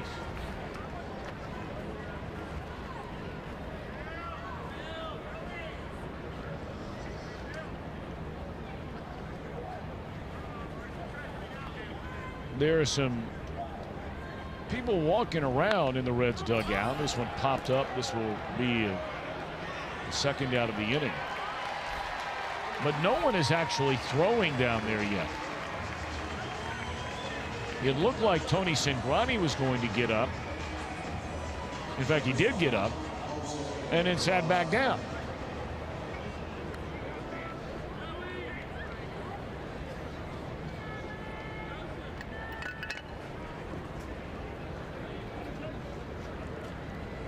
Jose Peraza with a chance. He has 1 hit and 2 at bats. He doubled down the right field line, stole third, and scored on the single by Suarez.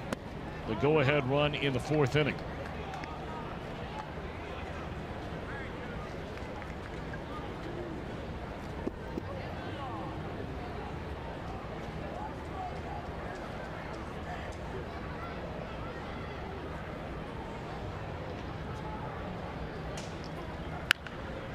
That's a tough pitch right there. Jam shot to third, inning over. We'll keep an eye on Rookie Davis when he comes back out there to warm up in the bottom of the 5th.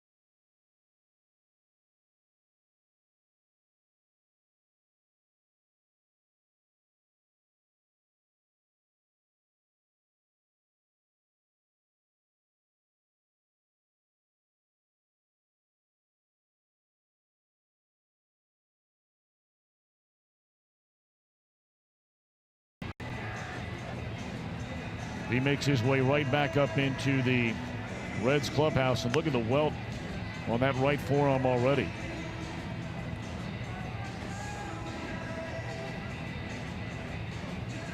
So the Reds will turn to left-handed pitcher Tony Cingrani. Now, Chris, you are a guy who has an incredible amount of knowledge of the baseball rule book. Because it's the end of a half inning, but Davis is leaving because of an injury, or at least you could assume he is. It's not a slam dunk. Maybe Brian Price just said that's enough. Would he have as much time as he wants to warm up? I would think he would. I don't know if the rule. I know the rule book doesn't cover that specifically. I'm sure the umpire's manual does. But I would imagine that, yeah, based on the circumstances that we saw Rookie Davis hit on the arm, I mean, he's got the wealth to show it, right? Sure does.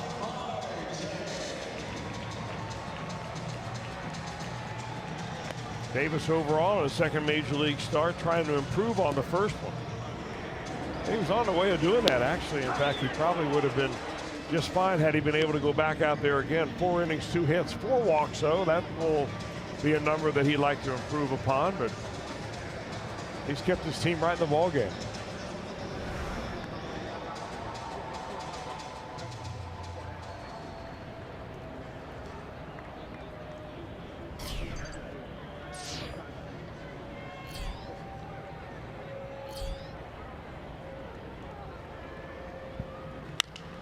Broken bat roller on the very first pitch by Cingrani. And that's a very important out, taking care of the leadoff man Starling Marte here in the 5th. So it didn't take Cingrani very long to warm up, I'll tell you that. Sure didn't. Here's a young man who has so much ability. But look, no man is perfect. And you have growing pains. Cingrani is still a young pitcher, although he is an experienced pitcher. But if he can somehow find a way to harness just a little bit better control, it doesn't have to be, you know, 4, 5, 6 to 1 strikeout to walk ratio guy, but if he could just find a way to improve upon that control a little bit, he could go from being a good pitcher to an outstanding pitcher. He's fallen behind 2-0.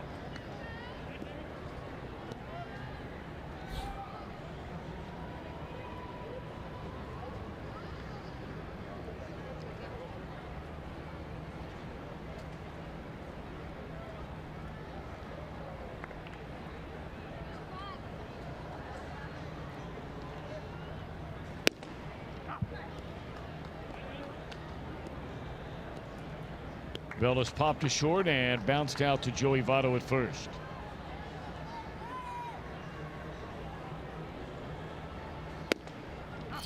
Two and two. Nationals now an 8-3 lead over the Cardinals. That goes to the 9th inning in the nation's capital. Milwaukee playing on the road in Toronto with a 4-3 lead in the 7th over the Blue Jays, and that's strike 3 after missing on the first 2. Cingrani fans Bell on the next 3. And I mean, Bell never even got a chance to get the bat off of his shoulder. I mean, Cingrani's grouping on this particular at bat is just one after another, right there low and inside, and I don't think Bell saw any of them. Now McCutchen, a single and a strikeout. Strike 1. Oh, nice easy motion for Cingrani.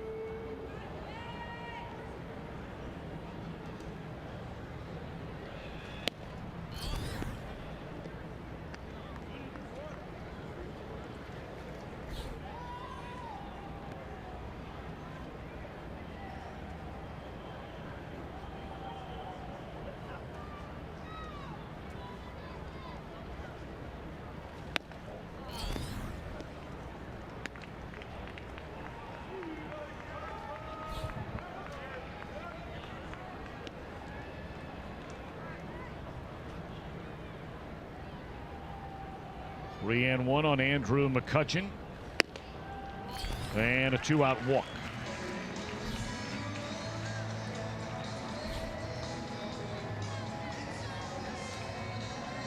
On an all-new Reds Weekly coming your way tomorrow, Zach Cozart off to another hot start for the Reds, plus what's new to eat around Great American Ballpark. You'll want to check that out. Hosted by Jeff McCorrow and Doug Flynn. That comes your way tomorrow, 6 p.m. right here on Fox Sports Ohio, and that'll bring us right up to our coverage of Reds baseball. The finale of this series tomorrow night. Reds live at 6:30. Our game coverage gets underway at 7. Amir Garrett, coming off that sparkling major league debut in St. Louis over the weekend, will be opposed by Ivan Noah. Noah had a good year last year. Came over from the Yankees. Threw the ball quite well. Yeah, we've noticed that a lot, Tom, where some of these pitchers who earned their way in the major leagues in that American League East, and when you can get them into the National League from there, that automatically makes them a little bit better.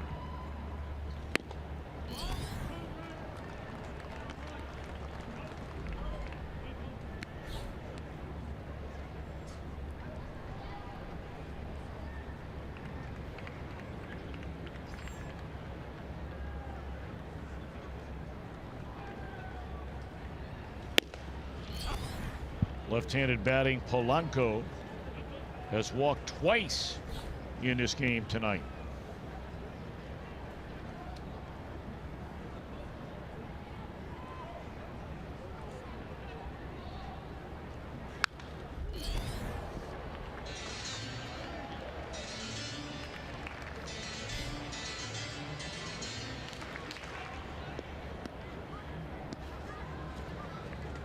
So you got to really try and walk Polanco. I mean, this is a guy who's had almost 530 at bats, almost 600 at bats in each of the last 2 years. And when you hear numbers that high, it's easy to put together the idea that they're probably not walking much. You're right. Fractionally more than 50 walks per year.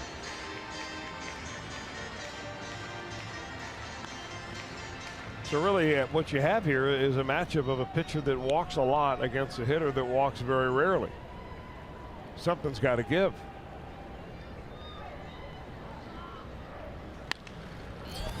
Fly ball, short left field. Who wants it?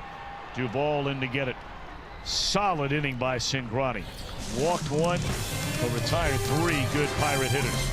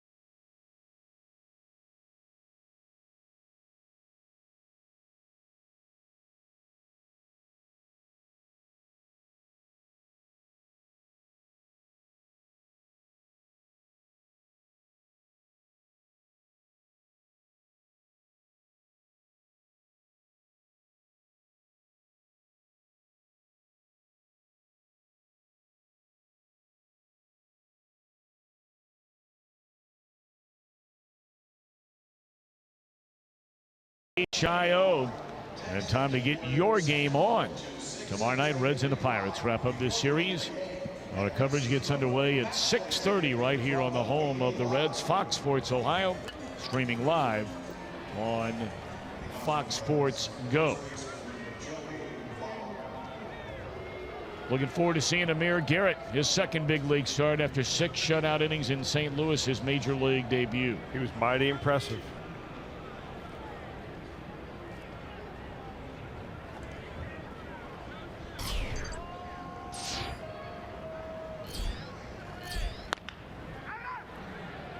Joey Votto, first pitch swinging, a 2-hopper down to first, in another very quiet game the early part of this year for the Reds slugging first baseman.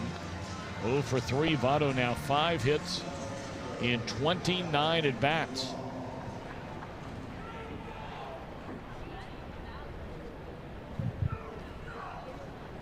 The Reds, you may remember, got off to a really good start last year. They swept the Philadelphia Phillies at home. They won their next series over the St. Louis Cardinals. They have not opened a season with 3 consecutive series wins, going back to that 1990 wire-to-wire World Series championship team. They swept their first 3 series. And of course, that was a year, Chris, because of the work stoppage, where the Reds opened a season on the road. They won their first 3 games that year in Houston. Then they played 3 in Atlanta, and their first 2 home games were games number 7 and 8, both wins against San Diego.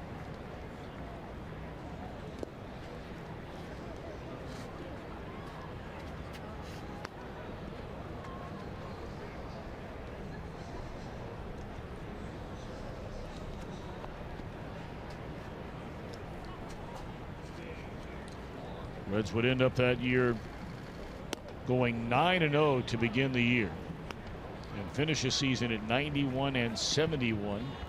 And everybody knows what happened after that, beating these Pirates in the National League Championship Series. Boy, those were heartbreaking years for the franchise here in the Steel City. 90, 91, and 92. And there's ball 4 on Adam Duvall.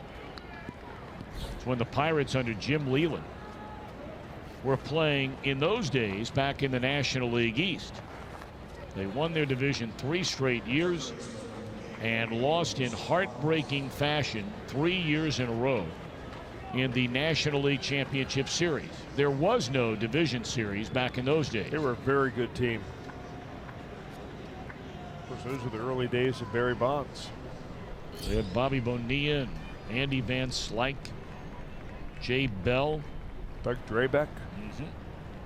John Smiley was their left-hander. Ted Powers started a game in that series for the Pirates.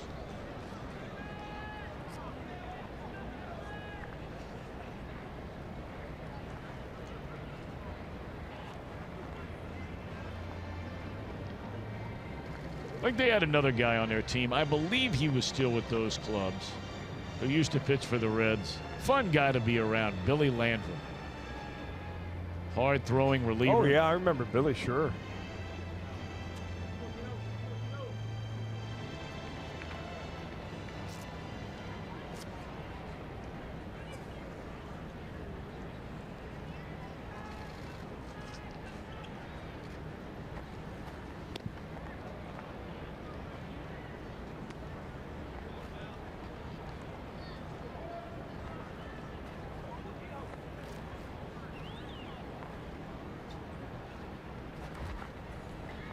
One out for Suarez, who broke the 1-1 tie with a single into right field in the 4th inning.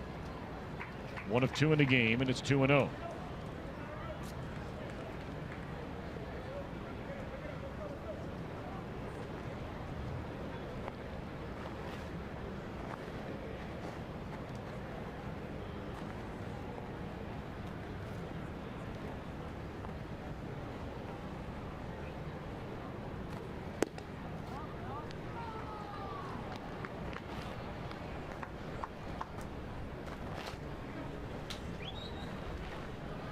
Tyone closing in on 80 pitches in the game. We're in the 6th inning.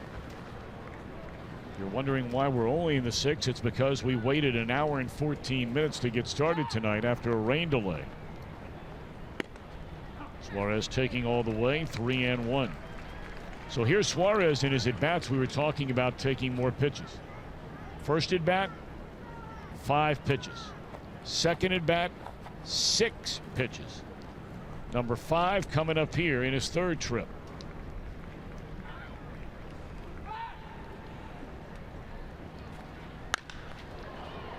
And another laser into the glove of McCutchen. Boy, the Reds have hit a lot of line drives right at him.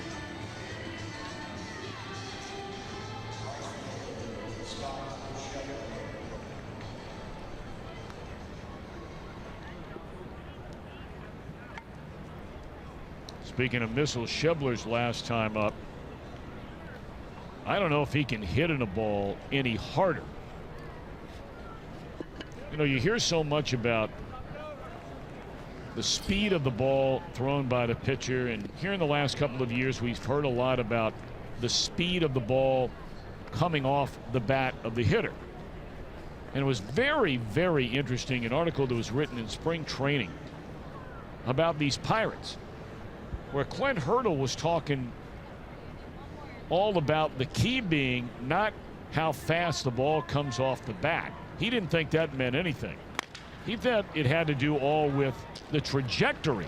And they asked the hitting coach, Jeff Branson, what he thought about it. He said, if anybody thinks we're teaching guys trajectory, they got another thing coming. He said, that's way above my pay scale.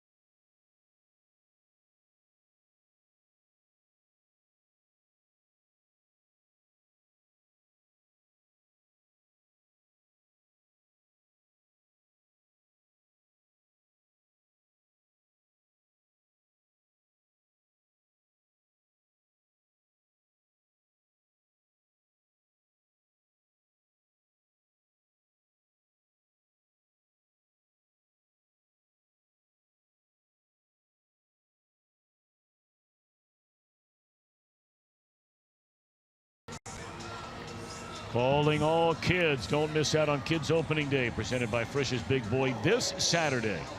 Come on down early and watch the Reds walk the red carpet during the pregame block party that gets underway at 9 a.m. So up and at 'em and come on downtown right along the banks. Kids 14 and younger get a Kids Opening Day cap. Call 513-381-REDS or visit reds.com. All right, we saw Rookie Davis for the front 4. We've received no word from the Reds clubhouse yet. I have very little doubt they have an X-ray machine here at PNC Park, and they were X-raying that right forearm of Rookie Davis. Maybe still doing that right now. Cimbrani goes a scoreless inning.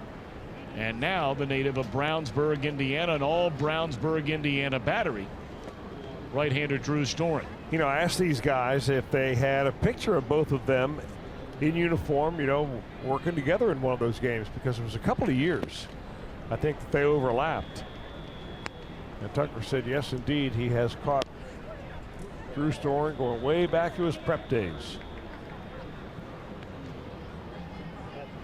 And another Brownsburg, Indiana native started his game tonight. That was Lance Lynn of the St. Louis Cardinals. In fact, he just suffered the loss in that game. There's a one-hopper to the glove side of Peraza. Chris, I want to go back to something we were talking about a moment ago, just so people aren't left wondering what in the world we're talking about. and that is trajectory. And the point that Clint Hurdle was making is, yeah, you'd love to have guys, your chances of getting the ball in the air and getting hits as opposed to hitting the ball on the ground, a routine ground ball, right, are greater. And so you'd like to have guys that have more trajectory of the ball coming off their back.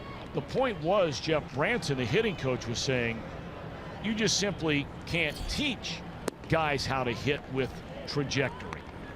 In other words, that sweet spot of the bat that you and I were talking about in between innings. Unless you're teaching a straight uppercut swing. Right? Well, that's true, and it's hard to hit with a straight uppercut swing because your ball's not in the hitting zone long enough, or your bat isn't. You know, what most hitters are trying to strive for are line drives. And line drives come when you hit the center of the bat or close to the center of the bat. The further you get away from the center of the bat, on top of the bat or below the bat, you're going to get a trajectory either straight up like a pop-up, right, or straight down into the ground. Neither of those are very productive. Hit Cervelli with a breaking ball. Well, the crowd booing. Cervelli knows better. Of course, these two teams do have a history, but this is not part of it. He wasn't trying real hard to get out of the way. Yeah. Recognize that breaking ball coming. With a little armor on your arm, why not? So I would probably agree with Jeff Branson that in the middle of a major league career it would be difficult to all of a sudden come over to a player and say, hey, today we're going to start hitting the ball in the air more. You know, when all his life he always tried to do is hit line drives. But there is something to be said for launch angle, obviously, because that's where the home runs come from, because they've clearly defined, you know, the combination of bat speed, exit speed, and launch angle to what balls will be home runs. Oh, no doubt about that. What balls are extra base hits. But I don't think hitters think about that stuff when they walk to the batter's box. They're thinking more like, this guy's got a pretty good sinker. Is he going to start me off with something down around the knees like Soren did right there, or is he going to drop his arm angle a little bit and throw one of those newfound sliders that he's throwing? Yeah, I mean, I think your point is so well made there, in that the one common thing is there's a base hit in the right field off the bat of Harrison. So now, after a hit batter and a little ground ball that scoots through the right side, the Pirates have 2 on with 1 out, the bottom part of the batting order coming up. If there's one common thread, all hitters since the beginning of time have always said the hardest thing to do in sports is to hit that round ball with that piece of wood in your hand. So to think that guys would be walking to the plate with anything besides, gosh, this guy's got nasty stuff out there, I got to find a way to get a hit. They're not thinking about, like you said, launch angles and all those kinds of things. They're just trying to get on.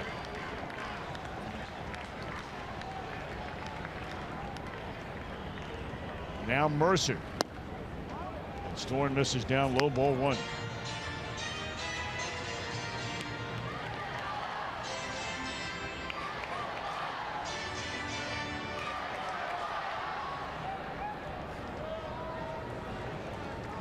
A little bit of a sticky jam here. This Reds bullpen has been sensational so far this year. Never better than they were last night. 7 perfect innings. Ground ball, this could be 2. It should be 2. Oh boy, and that's why you never count on it. Jeanette Plain dropped it. Trying to make the exchange. They get the out at second base.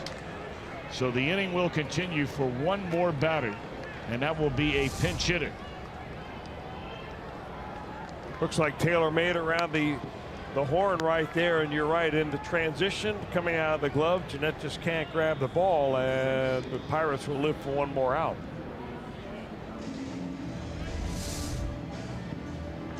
So Adam Frazier, who started the game here last night, will come to the plate and bat for Tyone, who goes 6 innings. Solid effort by him tonight. Yeah, he's pretty impressive. Doesn't really look to overthrow very much, throws a lot of strikes, has a nice idea on his breaking ball. We're going to see a lot more of him. 4 strikeouts, a walk,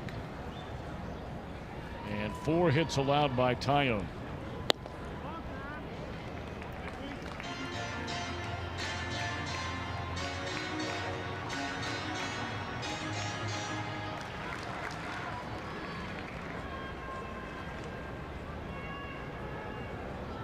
Frazier has made 5 starts so far this year, and he's played virtually everywhere.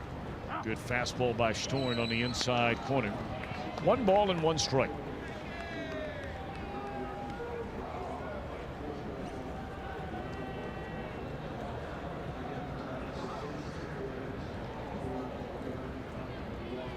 Cervelli the tying run at third, and the go-ahead run Mercer on at first.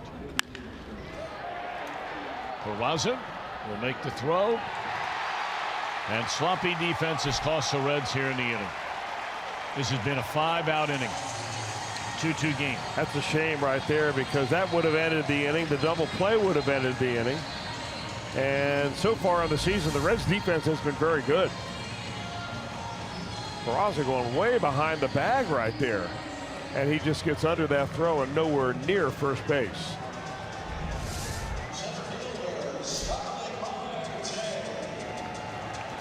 So it began with a failed double play attempt by Jeanette, and that just looked like a rather lazy sidearm throw there by Peraza. Well, he was so rather deep getting behind. right on top of it, he had plenty of time to do it. Well, he was very deep behind second base, and he was moving towards right field. I thought maybe he figured that was the easiest way for him to release the ball while on the run.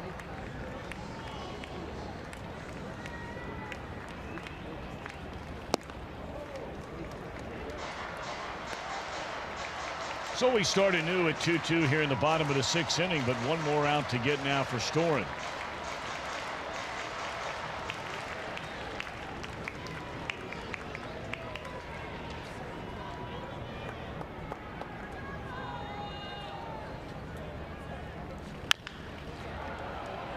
Give Suarez a try, and the inning is over. Pirates tie it. They get 1 hit in the inning.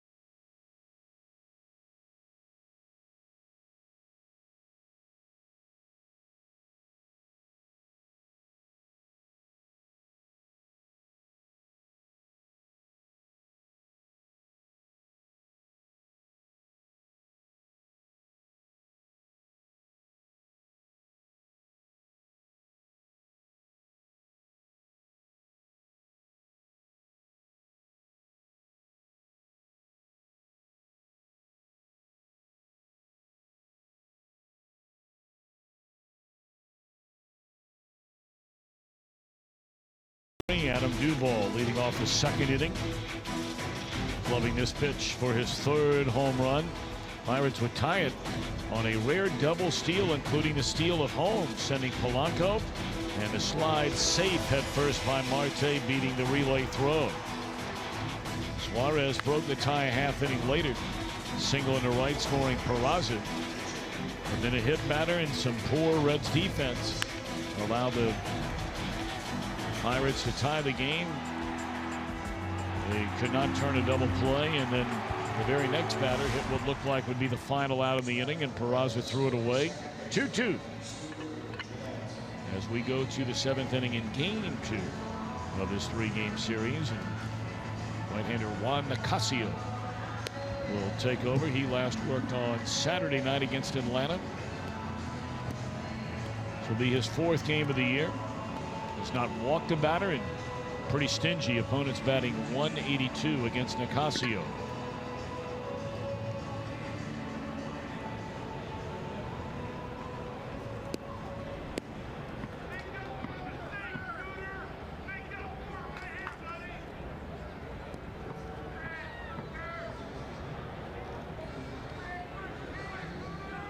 Ocasio pitched in 52 games a year ago. He originally broke into the major leagues as a starter in Colorado. Spent 2015 with the Dodgers, threw the ball very well for them in 53 games. And then the Pirates signed him as a free agent in December of 15. He pitched 52 games, 12 as a starter for the Bucks last year. Well, he's been a pretty durable pitcher over the course of his career.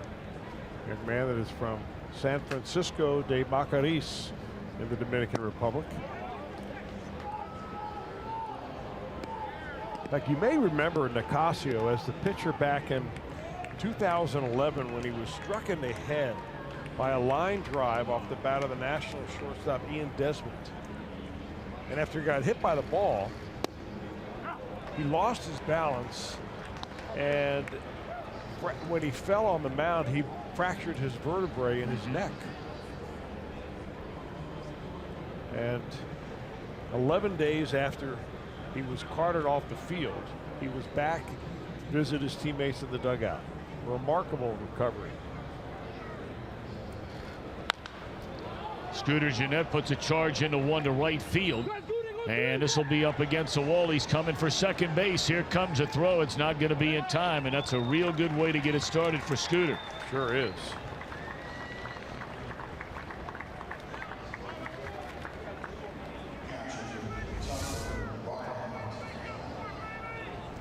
Well, breaking ball actually hits that. Looks like with his back knee on the ground.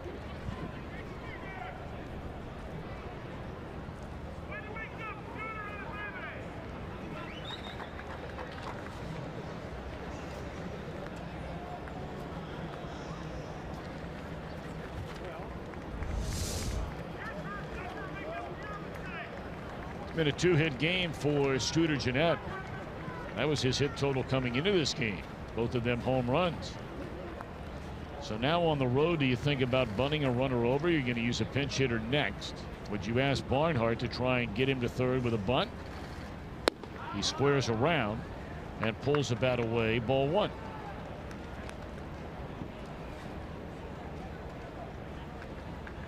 Remember now, in the back end of that bullpen, the idea at the beginning of the year for the Reds was the duo of Lorenzen and Iglesias to cover innings 7, 8, maybe even 9.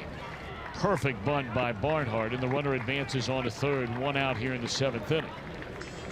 But of course, after Lorenzen worked 3 innings last night, no chance we see him tonight. So maybe you cover the 7th if you get a lead with somebody. And right now, Alcantara, if he's sent up as a pinch hitter, maybe Iglesias goes the final 2. Looks like Peralta is down there warming up right now. There's Wandy. Of course, with the way that Blake Wood threw the ball his last time out, he would be a guy that you naturally would tend to go to late in the game. Good point. He's been a closer. Well, he was a closer actually a couple of years ago for the AAA Indianapolis team. That was a AAA franchise here of the Pirates. That's where the Reds ended up signing him after he became a free agent. Infield in. Alcantara takes down low, ball 1. He has 5 at bats as a Red. He does not have a hit. He struck out 3 of the 5 times. He had an excellent spring, especially near the end of spring training. Really came on strong.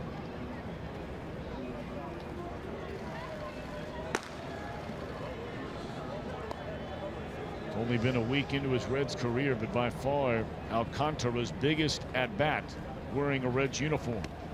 2-0.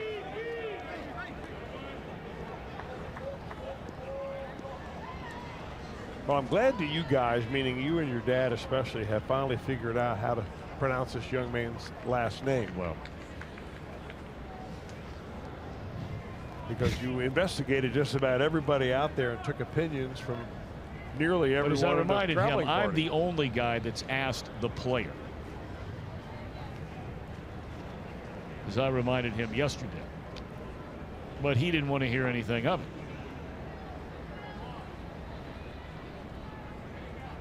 2-0 the count.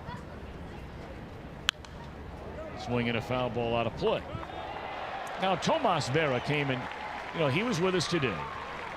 Now Tomas is no longer the official translator, but he was for a long time the guy who was the unofficial translator. He's a trainer. Yeah. And so we went to him after the interpreter. It led us to believe that, it was one way, and I had asked Arismendi how he pronounced it. There's Tomas. And he finally got it all straightened out. 2-1. 2-2.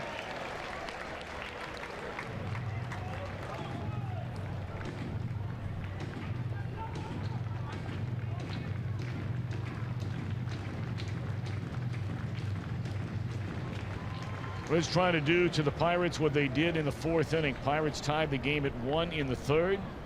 And then in the 4th, they got a leadoff double and broke the tie. They get a leadoff double here in the 7th, now trying to break the tie. 2-2 pitch in a 2-2 game. And here it comes. We'll do it again.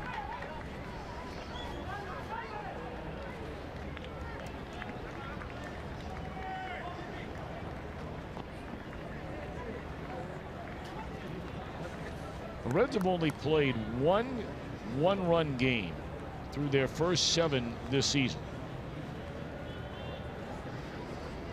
And while, yes, it was a 1-run final score, it wasn't played like a 1-run game.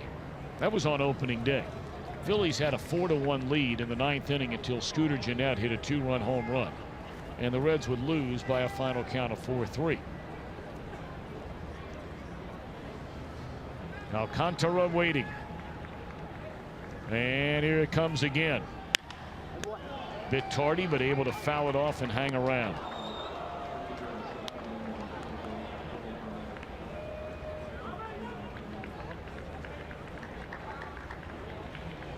A right forearm bruise for rookie Davis is what we're told. The report comes from the Reds clubhouse. I may have misinterpreted that rule, Tom. I'm thinking about it. In the meantime, since he stayed in the game, Tony Cingrani probably didn't have the opportunity to take as many as he wanted, as you would normally when a pitcher will leave with an emergency. 2-2 again. Hoping that one will get out of play, and it will. So a pretty good battle going on here between Nicasio and Alcantara. Well, Nicasio has always had more problems with left-handed hitters, and that was one of the reasons why he was just unable to stick in here as a starter. Opponents would just load up their lineup of lefties, and he would eventually get worn out. But he's a back end of the bullpen reliever. Got good stuff. I would say that there are at least 2 or 3 other pitchers that are going to get save opportunities before he does. Scooter Gennett, the go-ahead run, leading 90 feet away. The Pirates have their infield in. And again, the 2-ball, 2 strikes pitch. And here it is. Strike 3. Boy, exactly where Francisco Cervelli put the glove is where Nicasio put that 94-mile-an-hour fastball. I mean, look where he wanted it, right here, and that's exactly where he got it.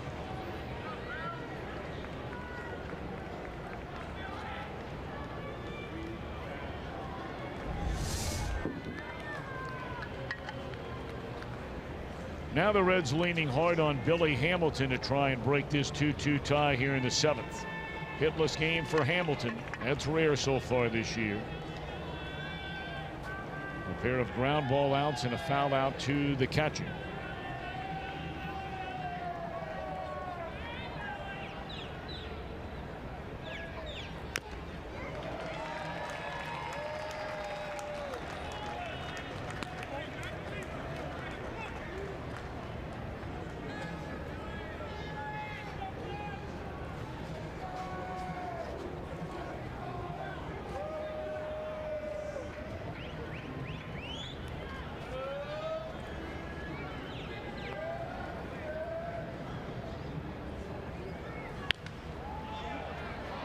Popped up into foul ground and into the Pirates dugout. So Nicasio jumps in front of Billy Hamilton, and no balls, 2 strikes.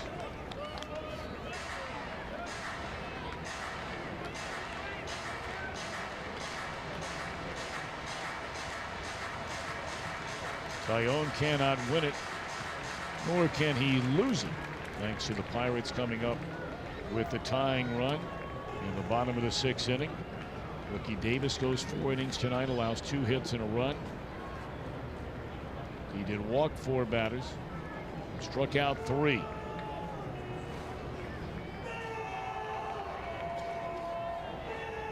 Billy Hamilton tries to break a 2-2 tie behind 0-2 in the count.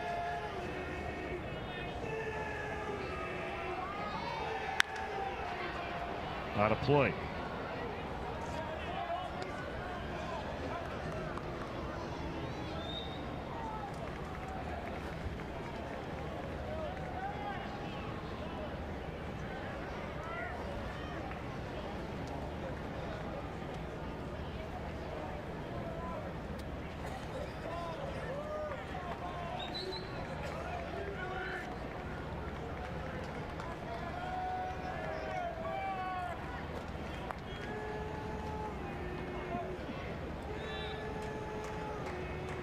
No balls, 2 strikes on Billy Hamilton.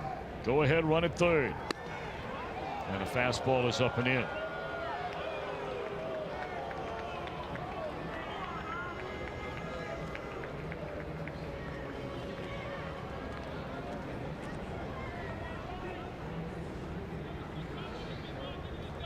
Outfield swung well around to the opposite field side for Hamilton.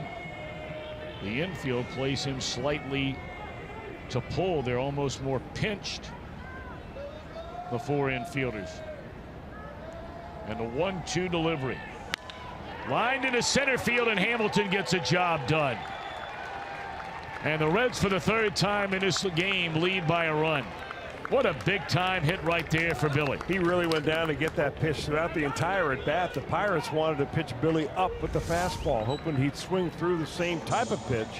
That time he went down with a hard slider. Look at the reaction from Nicasio. May not have been a slider, this may have been a fastball. He got down around the knees, but Billy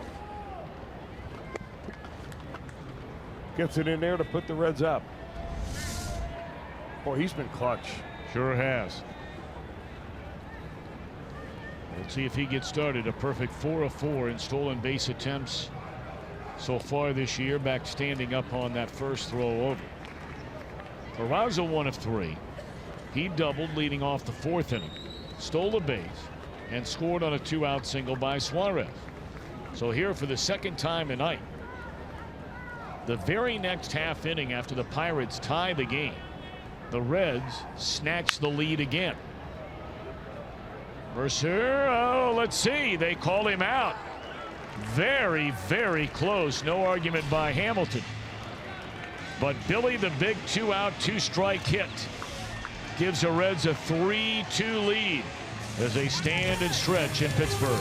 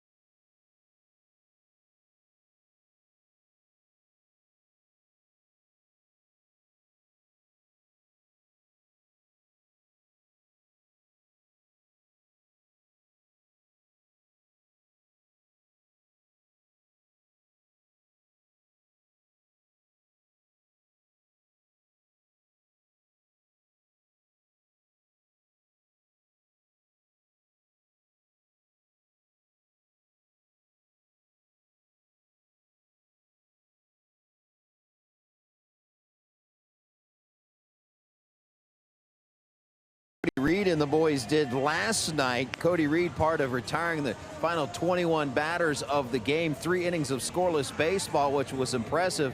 Even more impressive, half the time he couldn't even see the signs. He had trouble with his goggles fogging up again. Check out this video here, and at bat where he's trying everything he can, every angle he can, to look at the signs that the catcher was putting down. This is a problem that he's had before.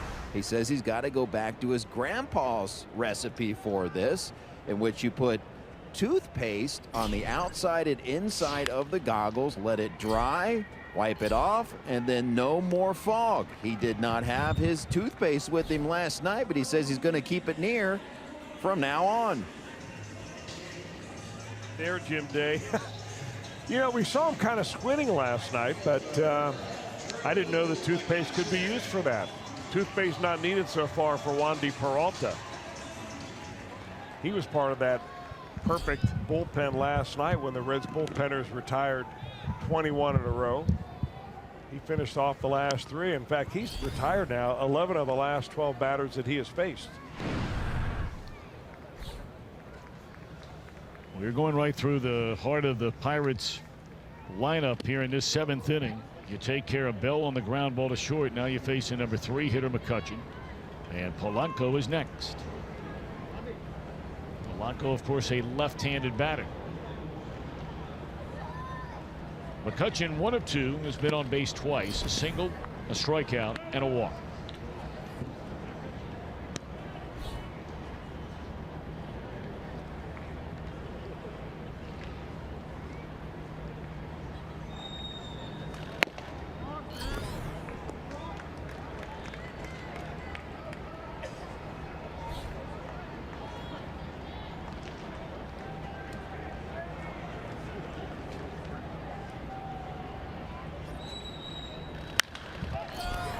Just beat him on a 3-1 fastball.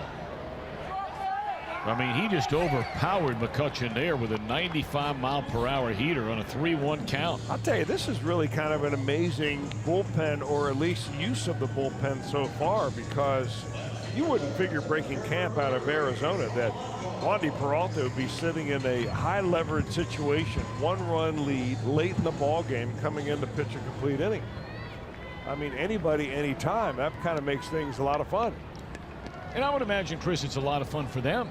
Absolutely. That's I mean, what your manager is showing tremendous confidence in everyone down there. Now, a lot of that is predicated upon the way he is using this bullpen, meaning, you know, if you have Iglesias go a couple of days, you know, today, for example, maybe he can't go again tomorrow. Lorenzen goes 3 innings last night. Maybe he's not available tonight and tomorrow. So if you have a 1-run lead in the 7th inning, somebody else down there besides Lorenzen and Cody Reed are going to have to cover it up. It's not going to be Robert Stevenson. So you take him out of the mix and you've got everybody else left down there. And Blake Wood is warming up in the bullpen. Probably see him in the 8th if the Reds still lead. Iglesias will try and close it out.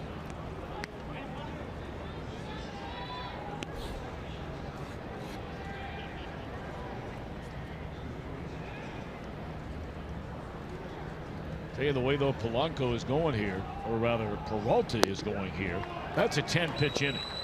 He did the same thing last night in a 1-2-3 ninth. Nice and tidy, just the way we like it. Wandy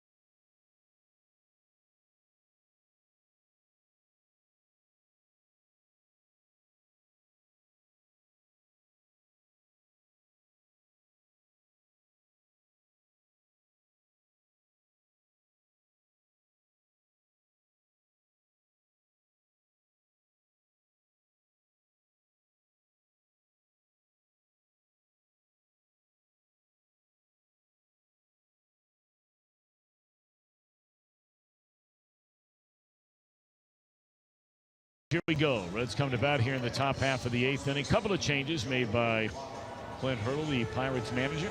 John Jaso, who got a lot of playing time at first base last year.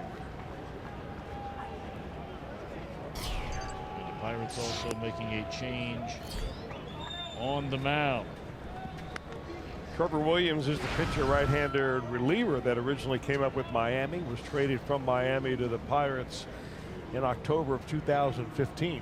So he made his major league debut and got his first major league win last year. That's a 2-pitch at bat for Votto. So his last 2 trips to the plate, he has seen a total of 3 pitches and an 0 for 4 night so far for Joey.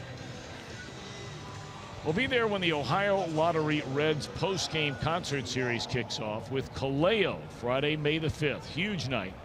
For $25, that gets you a ticket to the Reds game and gets you on the field to see Kaleo perform the big hits like Way Down We Go and All the Pretty Girls. Don't miss Kaleo live at Great American Ballpark. Get your tickets at reds.com/Kaleo. That's Kaleo. One away for Duvall. A home run in the 2nd, struck out in the 4th, walked in the 6th.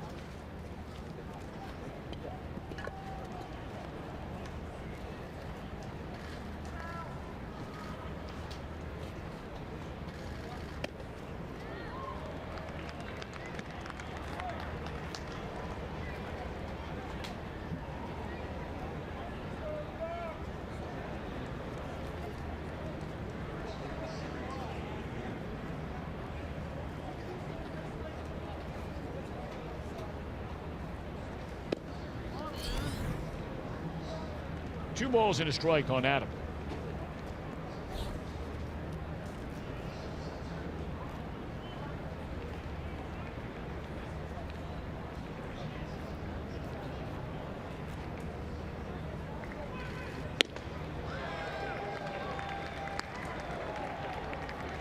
Well, it looks like Williams got away with a changeup that went right down the middle, waist high. And a good swing by Duvall. It just came up empty.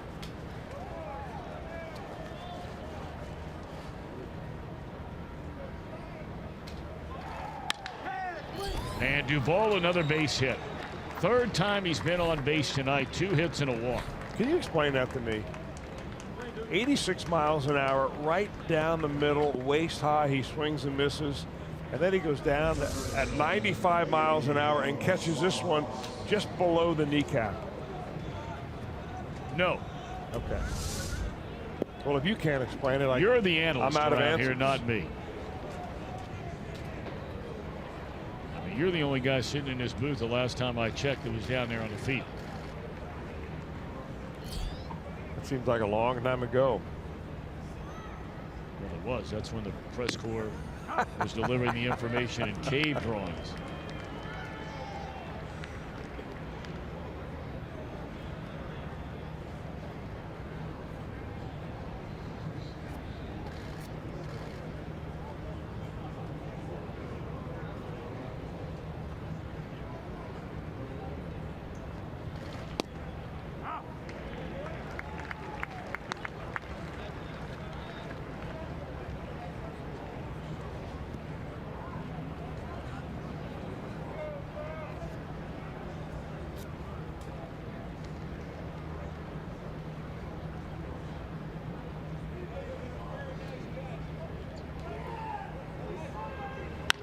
Suarez, another base hit for him as well. Ho hum.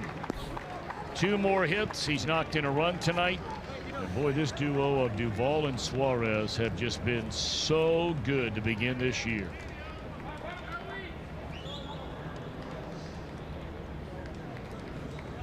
Well, that ball was right in on his hands, too. I'm not sure how he got the barrel of the bat on it, at least enough to even to get it into the outfield.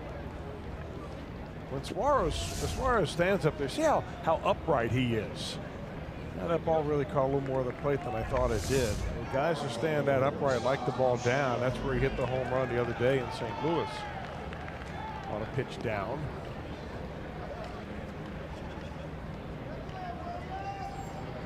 Big chance for Schebler. He struck out in the 2nd inning, hit a laser on a A leaping catch made by McCutchen in right field in the 4th inning.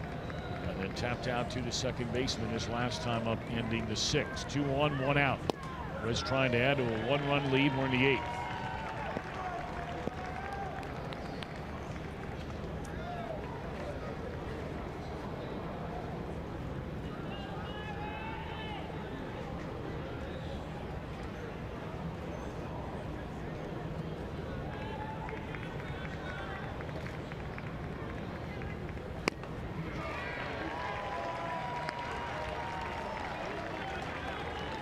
Oh, 2.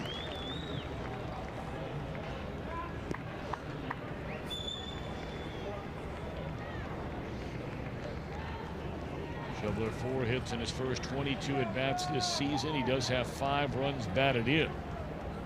And a chance to add to that number right now. Muscled foul and out of play off to the third base side.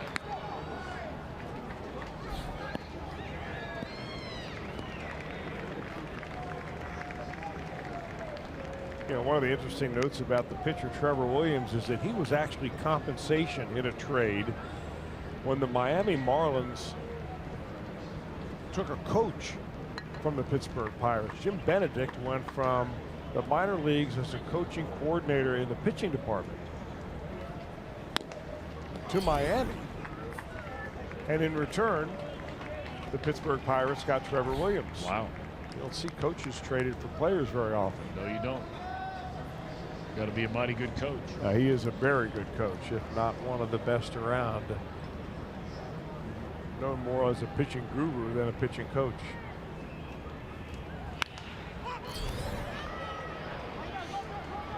Left side of the infield fly rule into effect. That caught in fair territory, and they're 2 away in the inning. So now it's up to Scooter Gennett, who's had a really nice game outside of that, you know, the drop ball on what would have been an inning-ending double play when the Pirates tied the game in the 6th. But at the plate, 2 hits in 3 at-bats, a timely double to lead off that 7th inning and score the go-ahead run.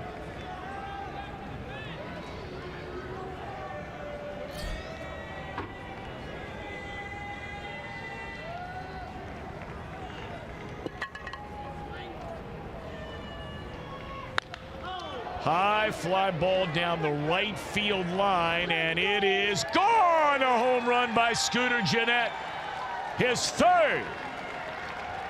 And the Reds break this baby wide open on a 2-out, 3-run bomb by Scooter Gennett. Can you believe that? The boy that almost only hits home runs.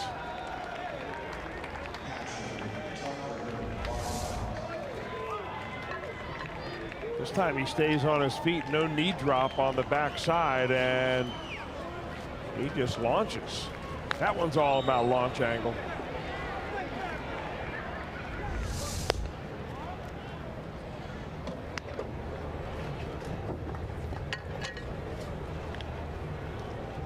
Tell you what, this has proven to be a mighty shrewd pickup for the Reds. They knew it would cost them more money than they otherwise would want to spend on a quote-unquote backup player. Gennett now has 5 hits as a Red. He has 3 home runs. And believe it or not, Scooter Gennett leads the team in runs batted in with 8. Well, that's obviously going to start some discussion as to at what point does he cease becoming a bench player and he start becoming an everyday player? Do you play the hot hand like you would, say, in the bullpen? Wandy Peralta will be taken down for a pinch hitter, Patrick Kiblain. Not before a visit, however, to the mound.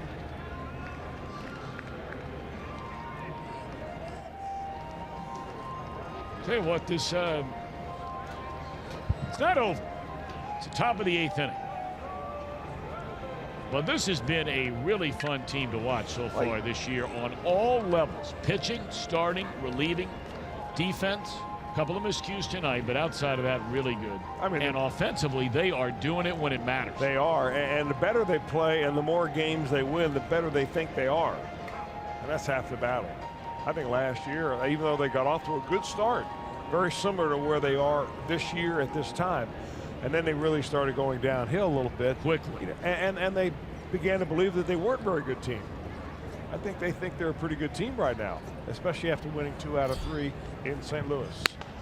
You know, we talk about doing it when it matters. Think about this for a minute. Now, here's a note for you. This year against opponents' relievers, the Reds have a total of 25 hits. 13 of the 25 have been for extra bases. Now, you start getting extra base hits late in games. Some of that's going to be the long ball. Some of that's going to be like we saw tonight. A double by Jeanette to start a rally in the 7th when you're in a tie game. That's the second best percentage, 52%, among all teams in baseball against relievers. Interesting stat. Thank you, Zach. Zach's on his game.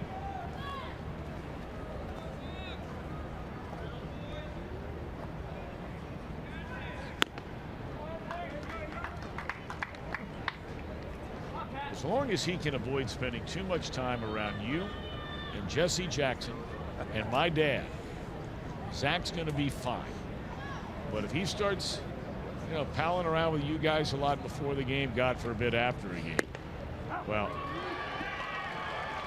it's not a good combination. Might already be too late. You might be right. Scooter Jeanette.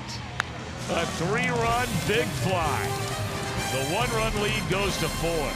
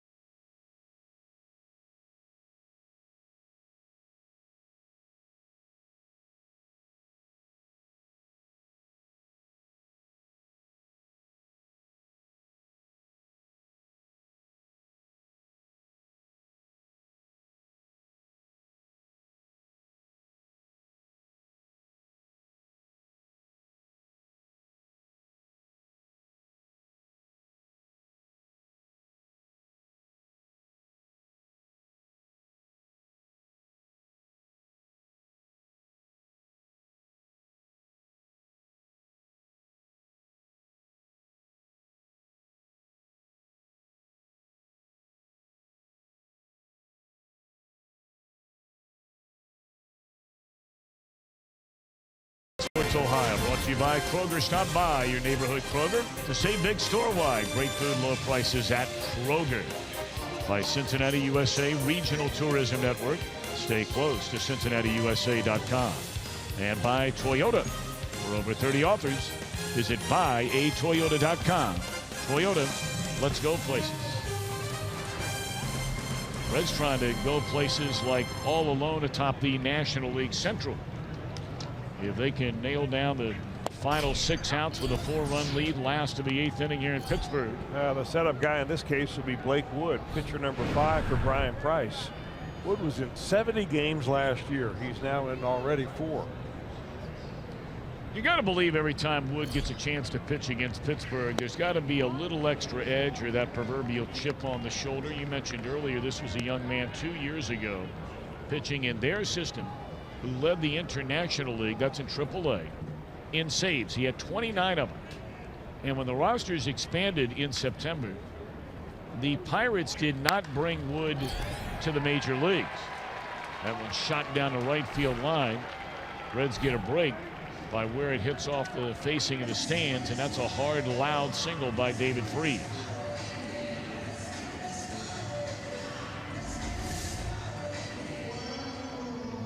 Freese, I don't know whether he's just late on that fastball or he's trying to hit the ball the other way, but it went right down the line, hit it very sharply. You know, when you have a 4-run lead and only 6 outs to get, the thing you protect against are base on balls. You make them hit their way back into this ball game.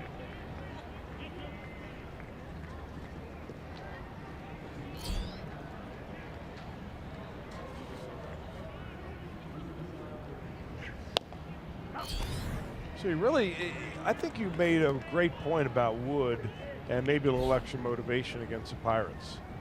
Because when you lead the league in saves and you don't get called up, and you know they're calling other guys up. I didn't look at the list, but I'm sure they had a number of call-ups. And here they have a guy down there who's throwing in the mid-90s, if not the high 90s. Saving games at the AAA level, and they didn't have room for you.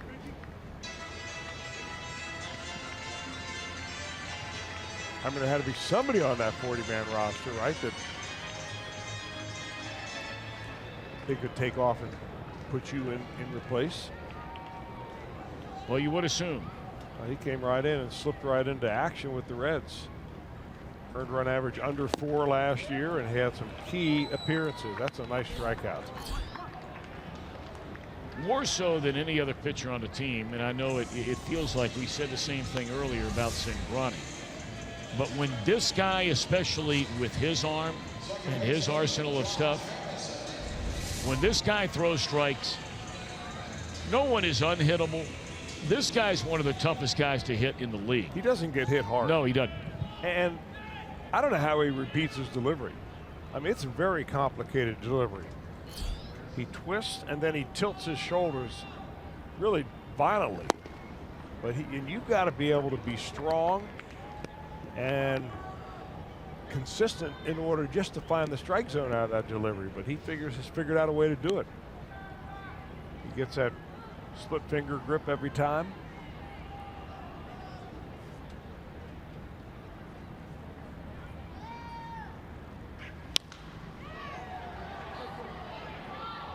In the air, short left, and that is a fair ball. Boy, that's just bad luck right there for Blake Wood and the Reds. And now all of a sudden, 2 on for Jordy Mercer here in the bottom of the 8th. I mean, look at the swing that Blake Wood gets right here. I mean, that is just a gasp, a last gasp swing. And it could not have turned out better for Josh Harrison. The only thing that turned out in the Reds' favor right there is the fact that Freese had to hold up at second base because he thought maybe the ball was going to be caught. And Brian Price wasting no time. He's going to Iglesias. All right, so Iglesias will try and get the final inning in 2/3. And this will be a save situation since he's coming into a game with a potential tying run standing in the on-deck circle. So our skyline.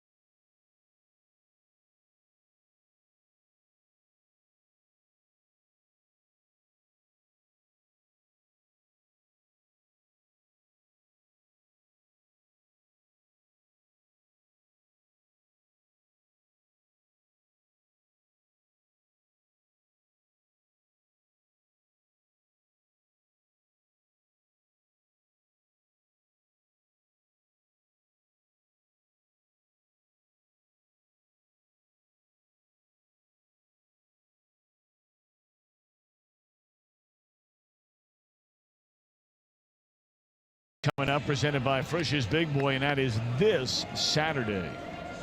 So come on down early. We've got the free block party over at the Banks. That features a Reds player parade. Gets underway at 9 a.m. Got a lot happening. For additional information, visit Reds.com. Rysel on from the bullpen. 2 on, 1 out. Reds lead by 4. We're in the 8th. Quick hook by Brian Price. Couple of batters from Blake Wood after a strikeout in between, and Rysel Iglesias is on.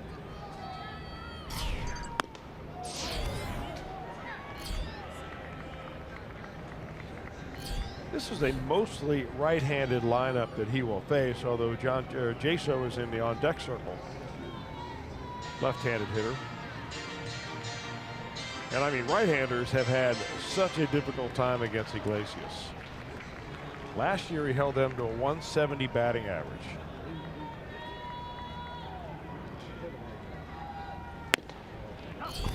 And an on-base percentage of, 253. So that's not much better. That means you throw strikes to him. This year, right-handed batters have not sniffed a thing. They're 0 for 8 with 4 punch-outs.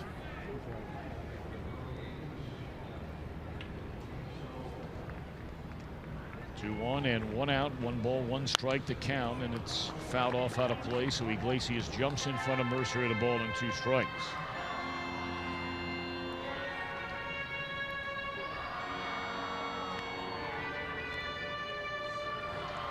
Iglesias, 27 years young, 6'2", 188-pounder.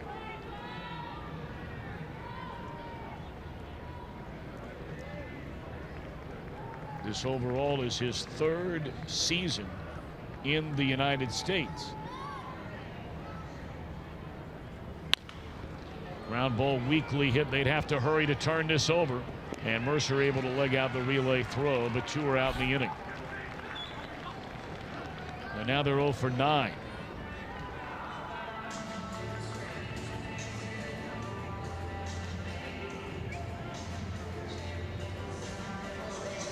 Well, you hear a little music with that reggae beat, and would you be surprised if that would be the music selection of one John Jason? I would not be surprised. No. Would you be surprised if that wasn't his real hair? I would be.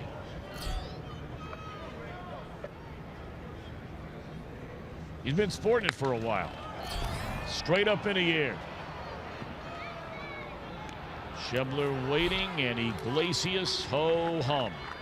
5 pitches to get the final 2 outs in the 8th.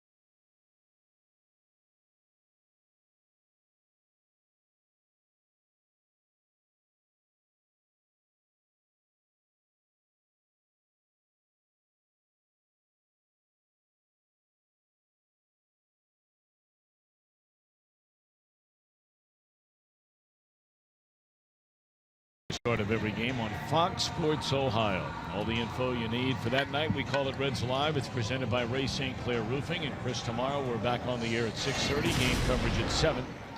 And get a look at this young man, Amir Garrett. Can't wait. He was so impressive his first time out. I mean, there was a full house there at Busch Stadium. Didn't bother him one bit. Amir was throwing that ball down the zone, worked his changeup very effectively. Did not give up an earned run in 6 innings.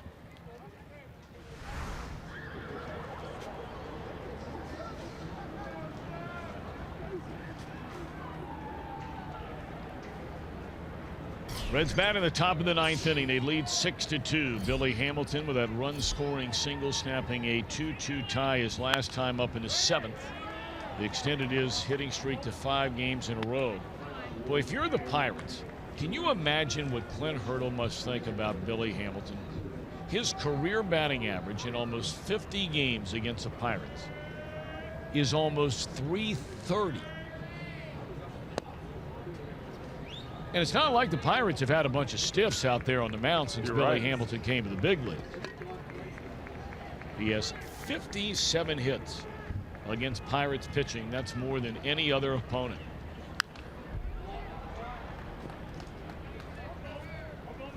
And the Pirates until last year, and it's not like they were an abysmal pitching team, but you know, the 2 or 3 years prior to that, since Hamilton has been brought to the major leagues, they were among the very best pitching teams in all of baseball. Well, they were one of the 4 best teams in the National League for about 3 or 4 years running. That's right.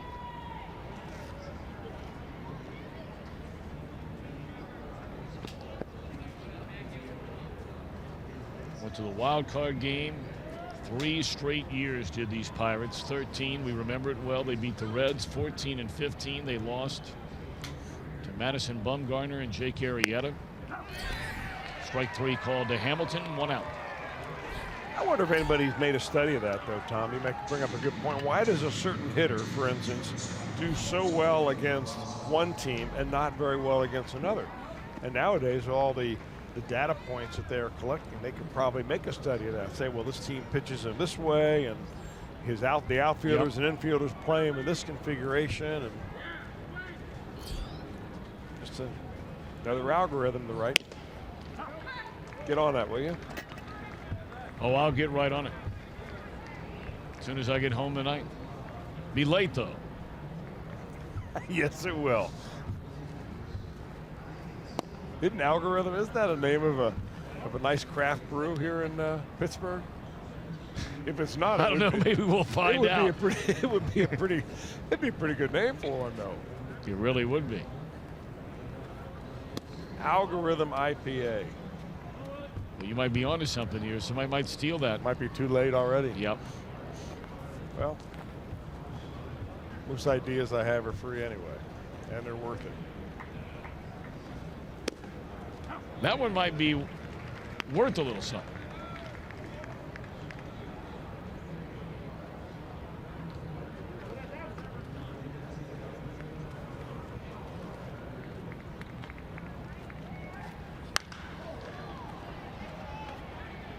Ball hit hard by Peraza, but right to McCutchen. 2 out.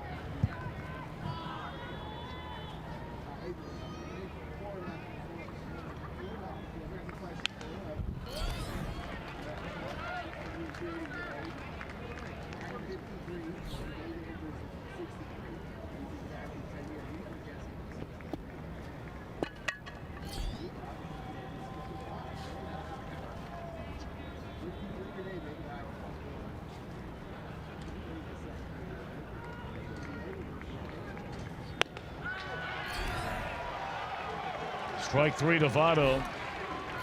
Joey 0 for 5 tonight. Reds trying to wrap it up, leading by 4.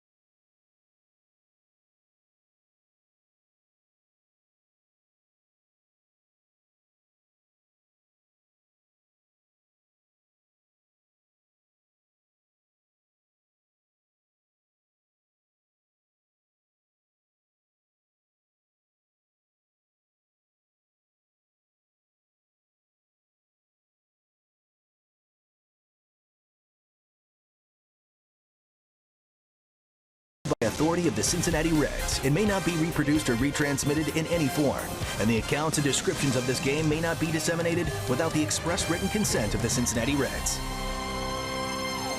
Quick update from the minor leagues. Devin Mesoraco for the first time went 9 innings last night with Double-A Pensacola. They are looking to the 17th to the 20th of this month to get him back as Raisel Iglesias goes after him in the 9th. And Sal Romano goes 7 innings tonight, 4 hits through only 80 pitches, no runs. If Rookie Davis can't go, there's a big hoss waiting in the wings.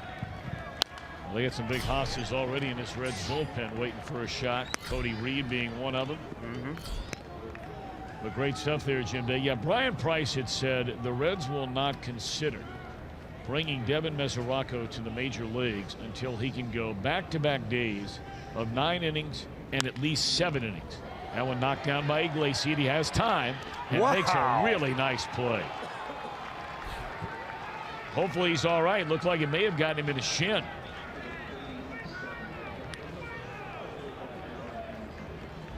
What an athlete this guy is. I mean, we saw Michael Lorenzen make a play on a ground ball in the infield last night where he really was just as quick as a cat. The only guy quicker, Iglesias. That's as good as it gets. Hold the pose. Attaboy. Got a great smile, doesn't he? Oh, great lights up a room. Yep. Alan Hansen about it. He is rated as the Pirates' fastest base runner. He's had 20 or more stolen bases in all 7 of his minor league seasons. Young man getting a chance to play in the big leagues. Liner caught. 2 away.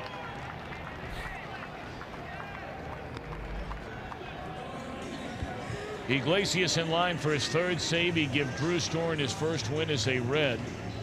And Nicasio in line for the loss. Reds are an out away from being atop the National League Central all by themselves for the first time this year.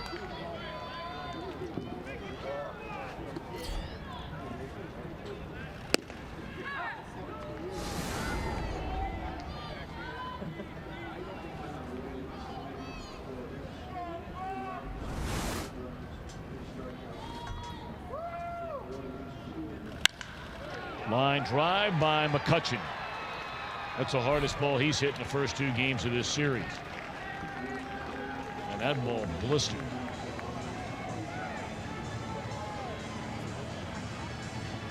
We'd love to see Iglesias get through this here. Pitch count is great right now, 12 of them. Take care of this thing in about another 3-4 pitches and bring it on home.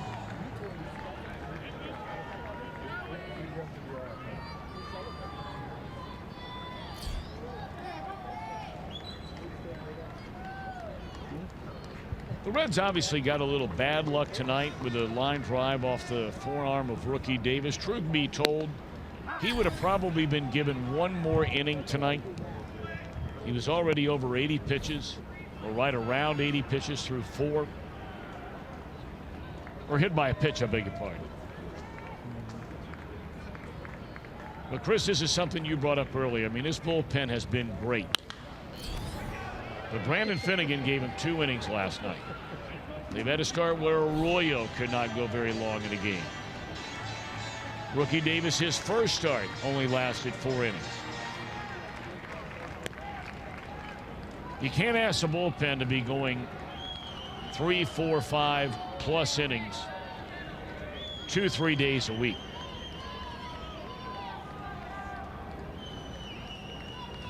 All of us are so excited about the way the Reds are playing, and you're always trying to look at areas where you say, okay, where are we going to get better? We like the things that have happened, but what needs to improve? And that would be length in starts. Exactly. Because right now, Brian Price has every bullet available in that bullpen. Now, he didn't tonight. I mean, you couldn't go to Lorenzen. You can't go to Cody Reed after 3 innings each last night. But the more that your relievers start covering innings in games, the fewer times you can put them in back-to-back games and then back-to-back-to-back games. and then maybe warm them up on the 4th night but not get them in. And now they need a day off or 2 days off. So it's everybody's fresh this time of year. It doesn't always stay that way very long.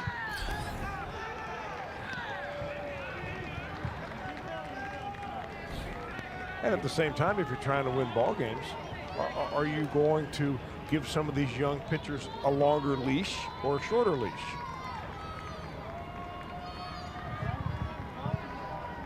The 2-1 Polanco, and it's fouled out of play.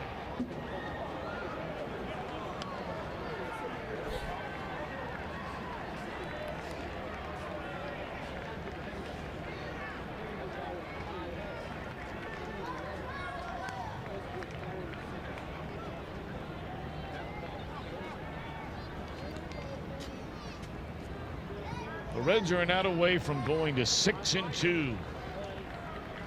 And Iglesias trying to get that out right here and right now. Runner at second. 2 outs in the 9th. And this diving play by Votto, and that's the old ball game. Wow. So even though Votto had an 0 for 5 night offensively, a dandy of a play there for the game's final out, and the Reds are 6-2 on the year in a 6-2 win. I'll tell you, they're playing great baseball every facet of the game, as you mentioned earlier. And that's a good way to end it right there with a nice bit of glove work by Joey Votto. Brian Price sees his team go 6-2. Best start the Reds have had in quite a long time, going back to 2011. Our Miller Time moment brought to you by Miller Lite. With a 1-run lead, 2 on, 2 out in the 8th inning, Scooter Gennett caps off a marvelous night. 3 hits, a 3-run home run. He has 3 home runs on the year and leads the Reds with 8 runs batted in, and he's not even a regular player. He will join Jim Day in Reds Live, the postgame show, which begins in a moment.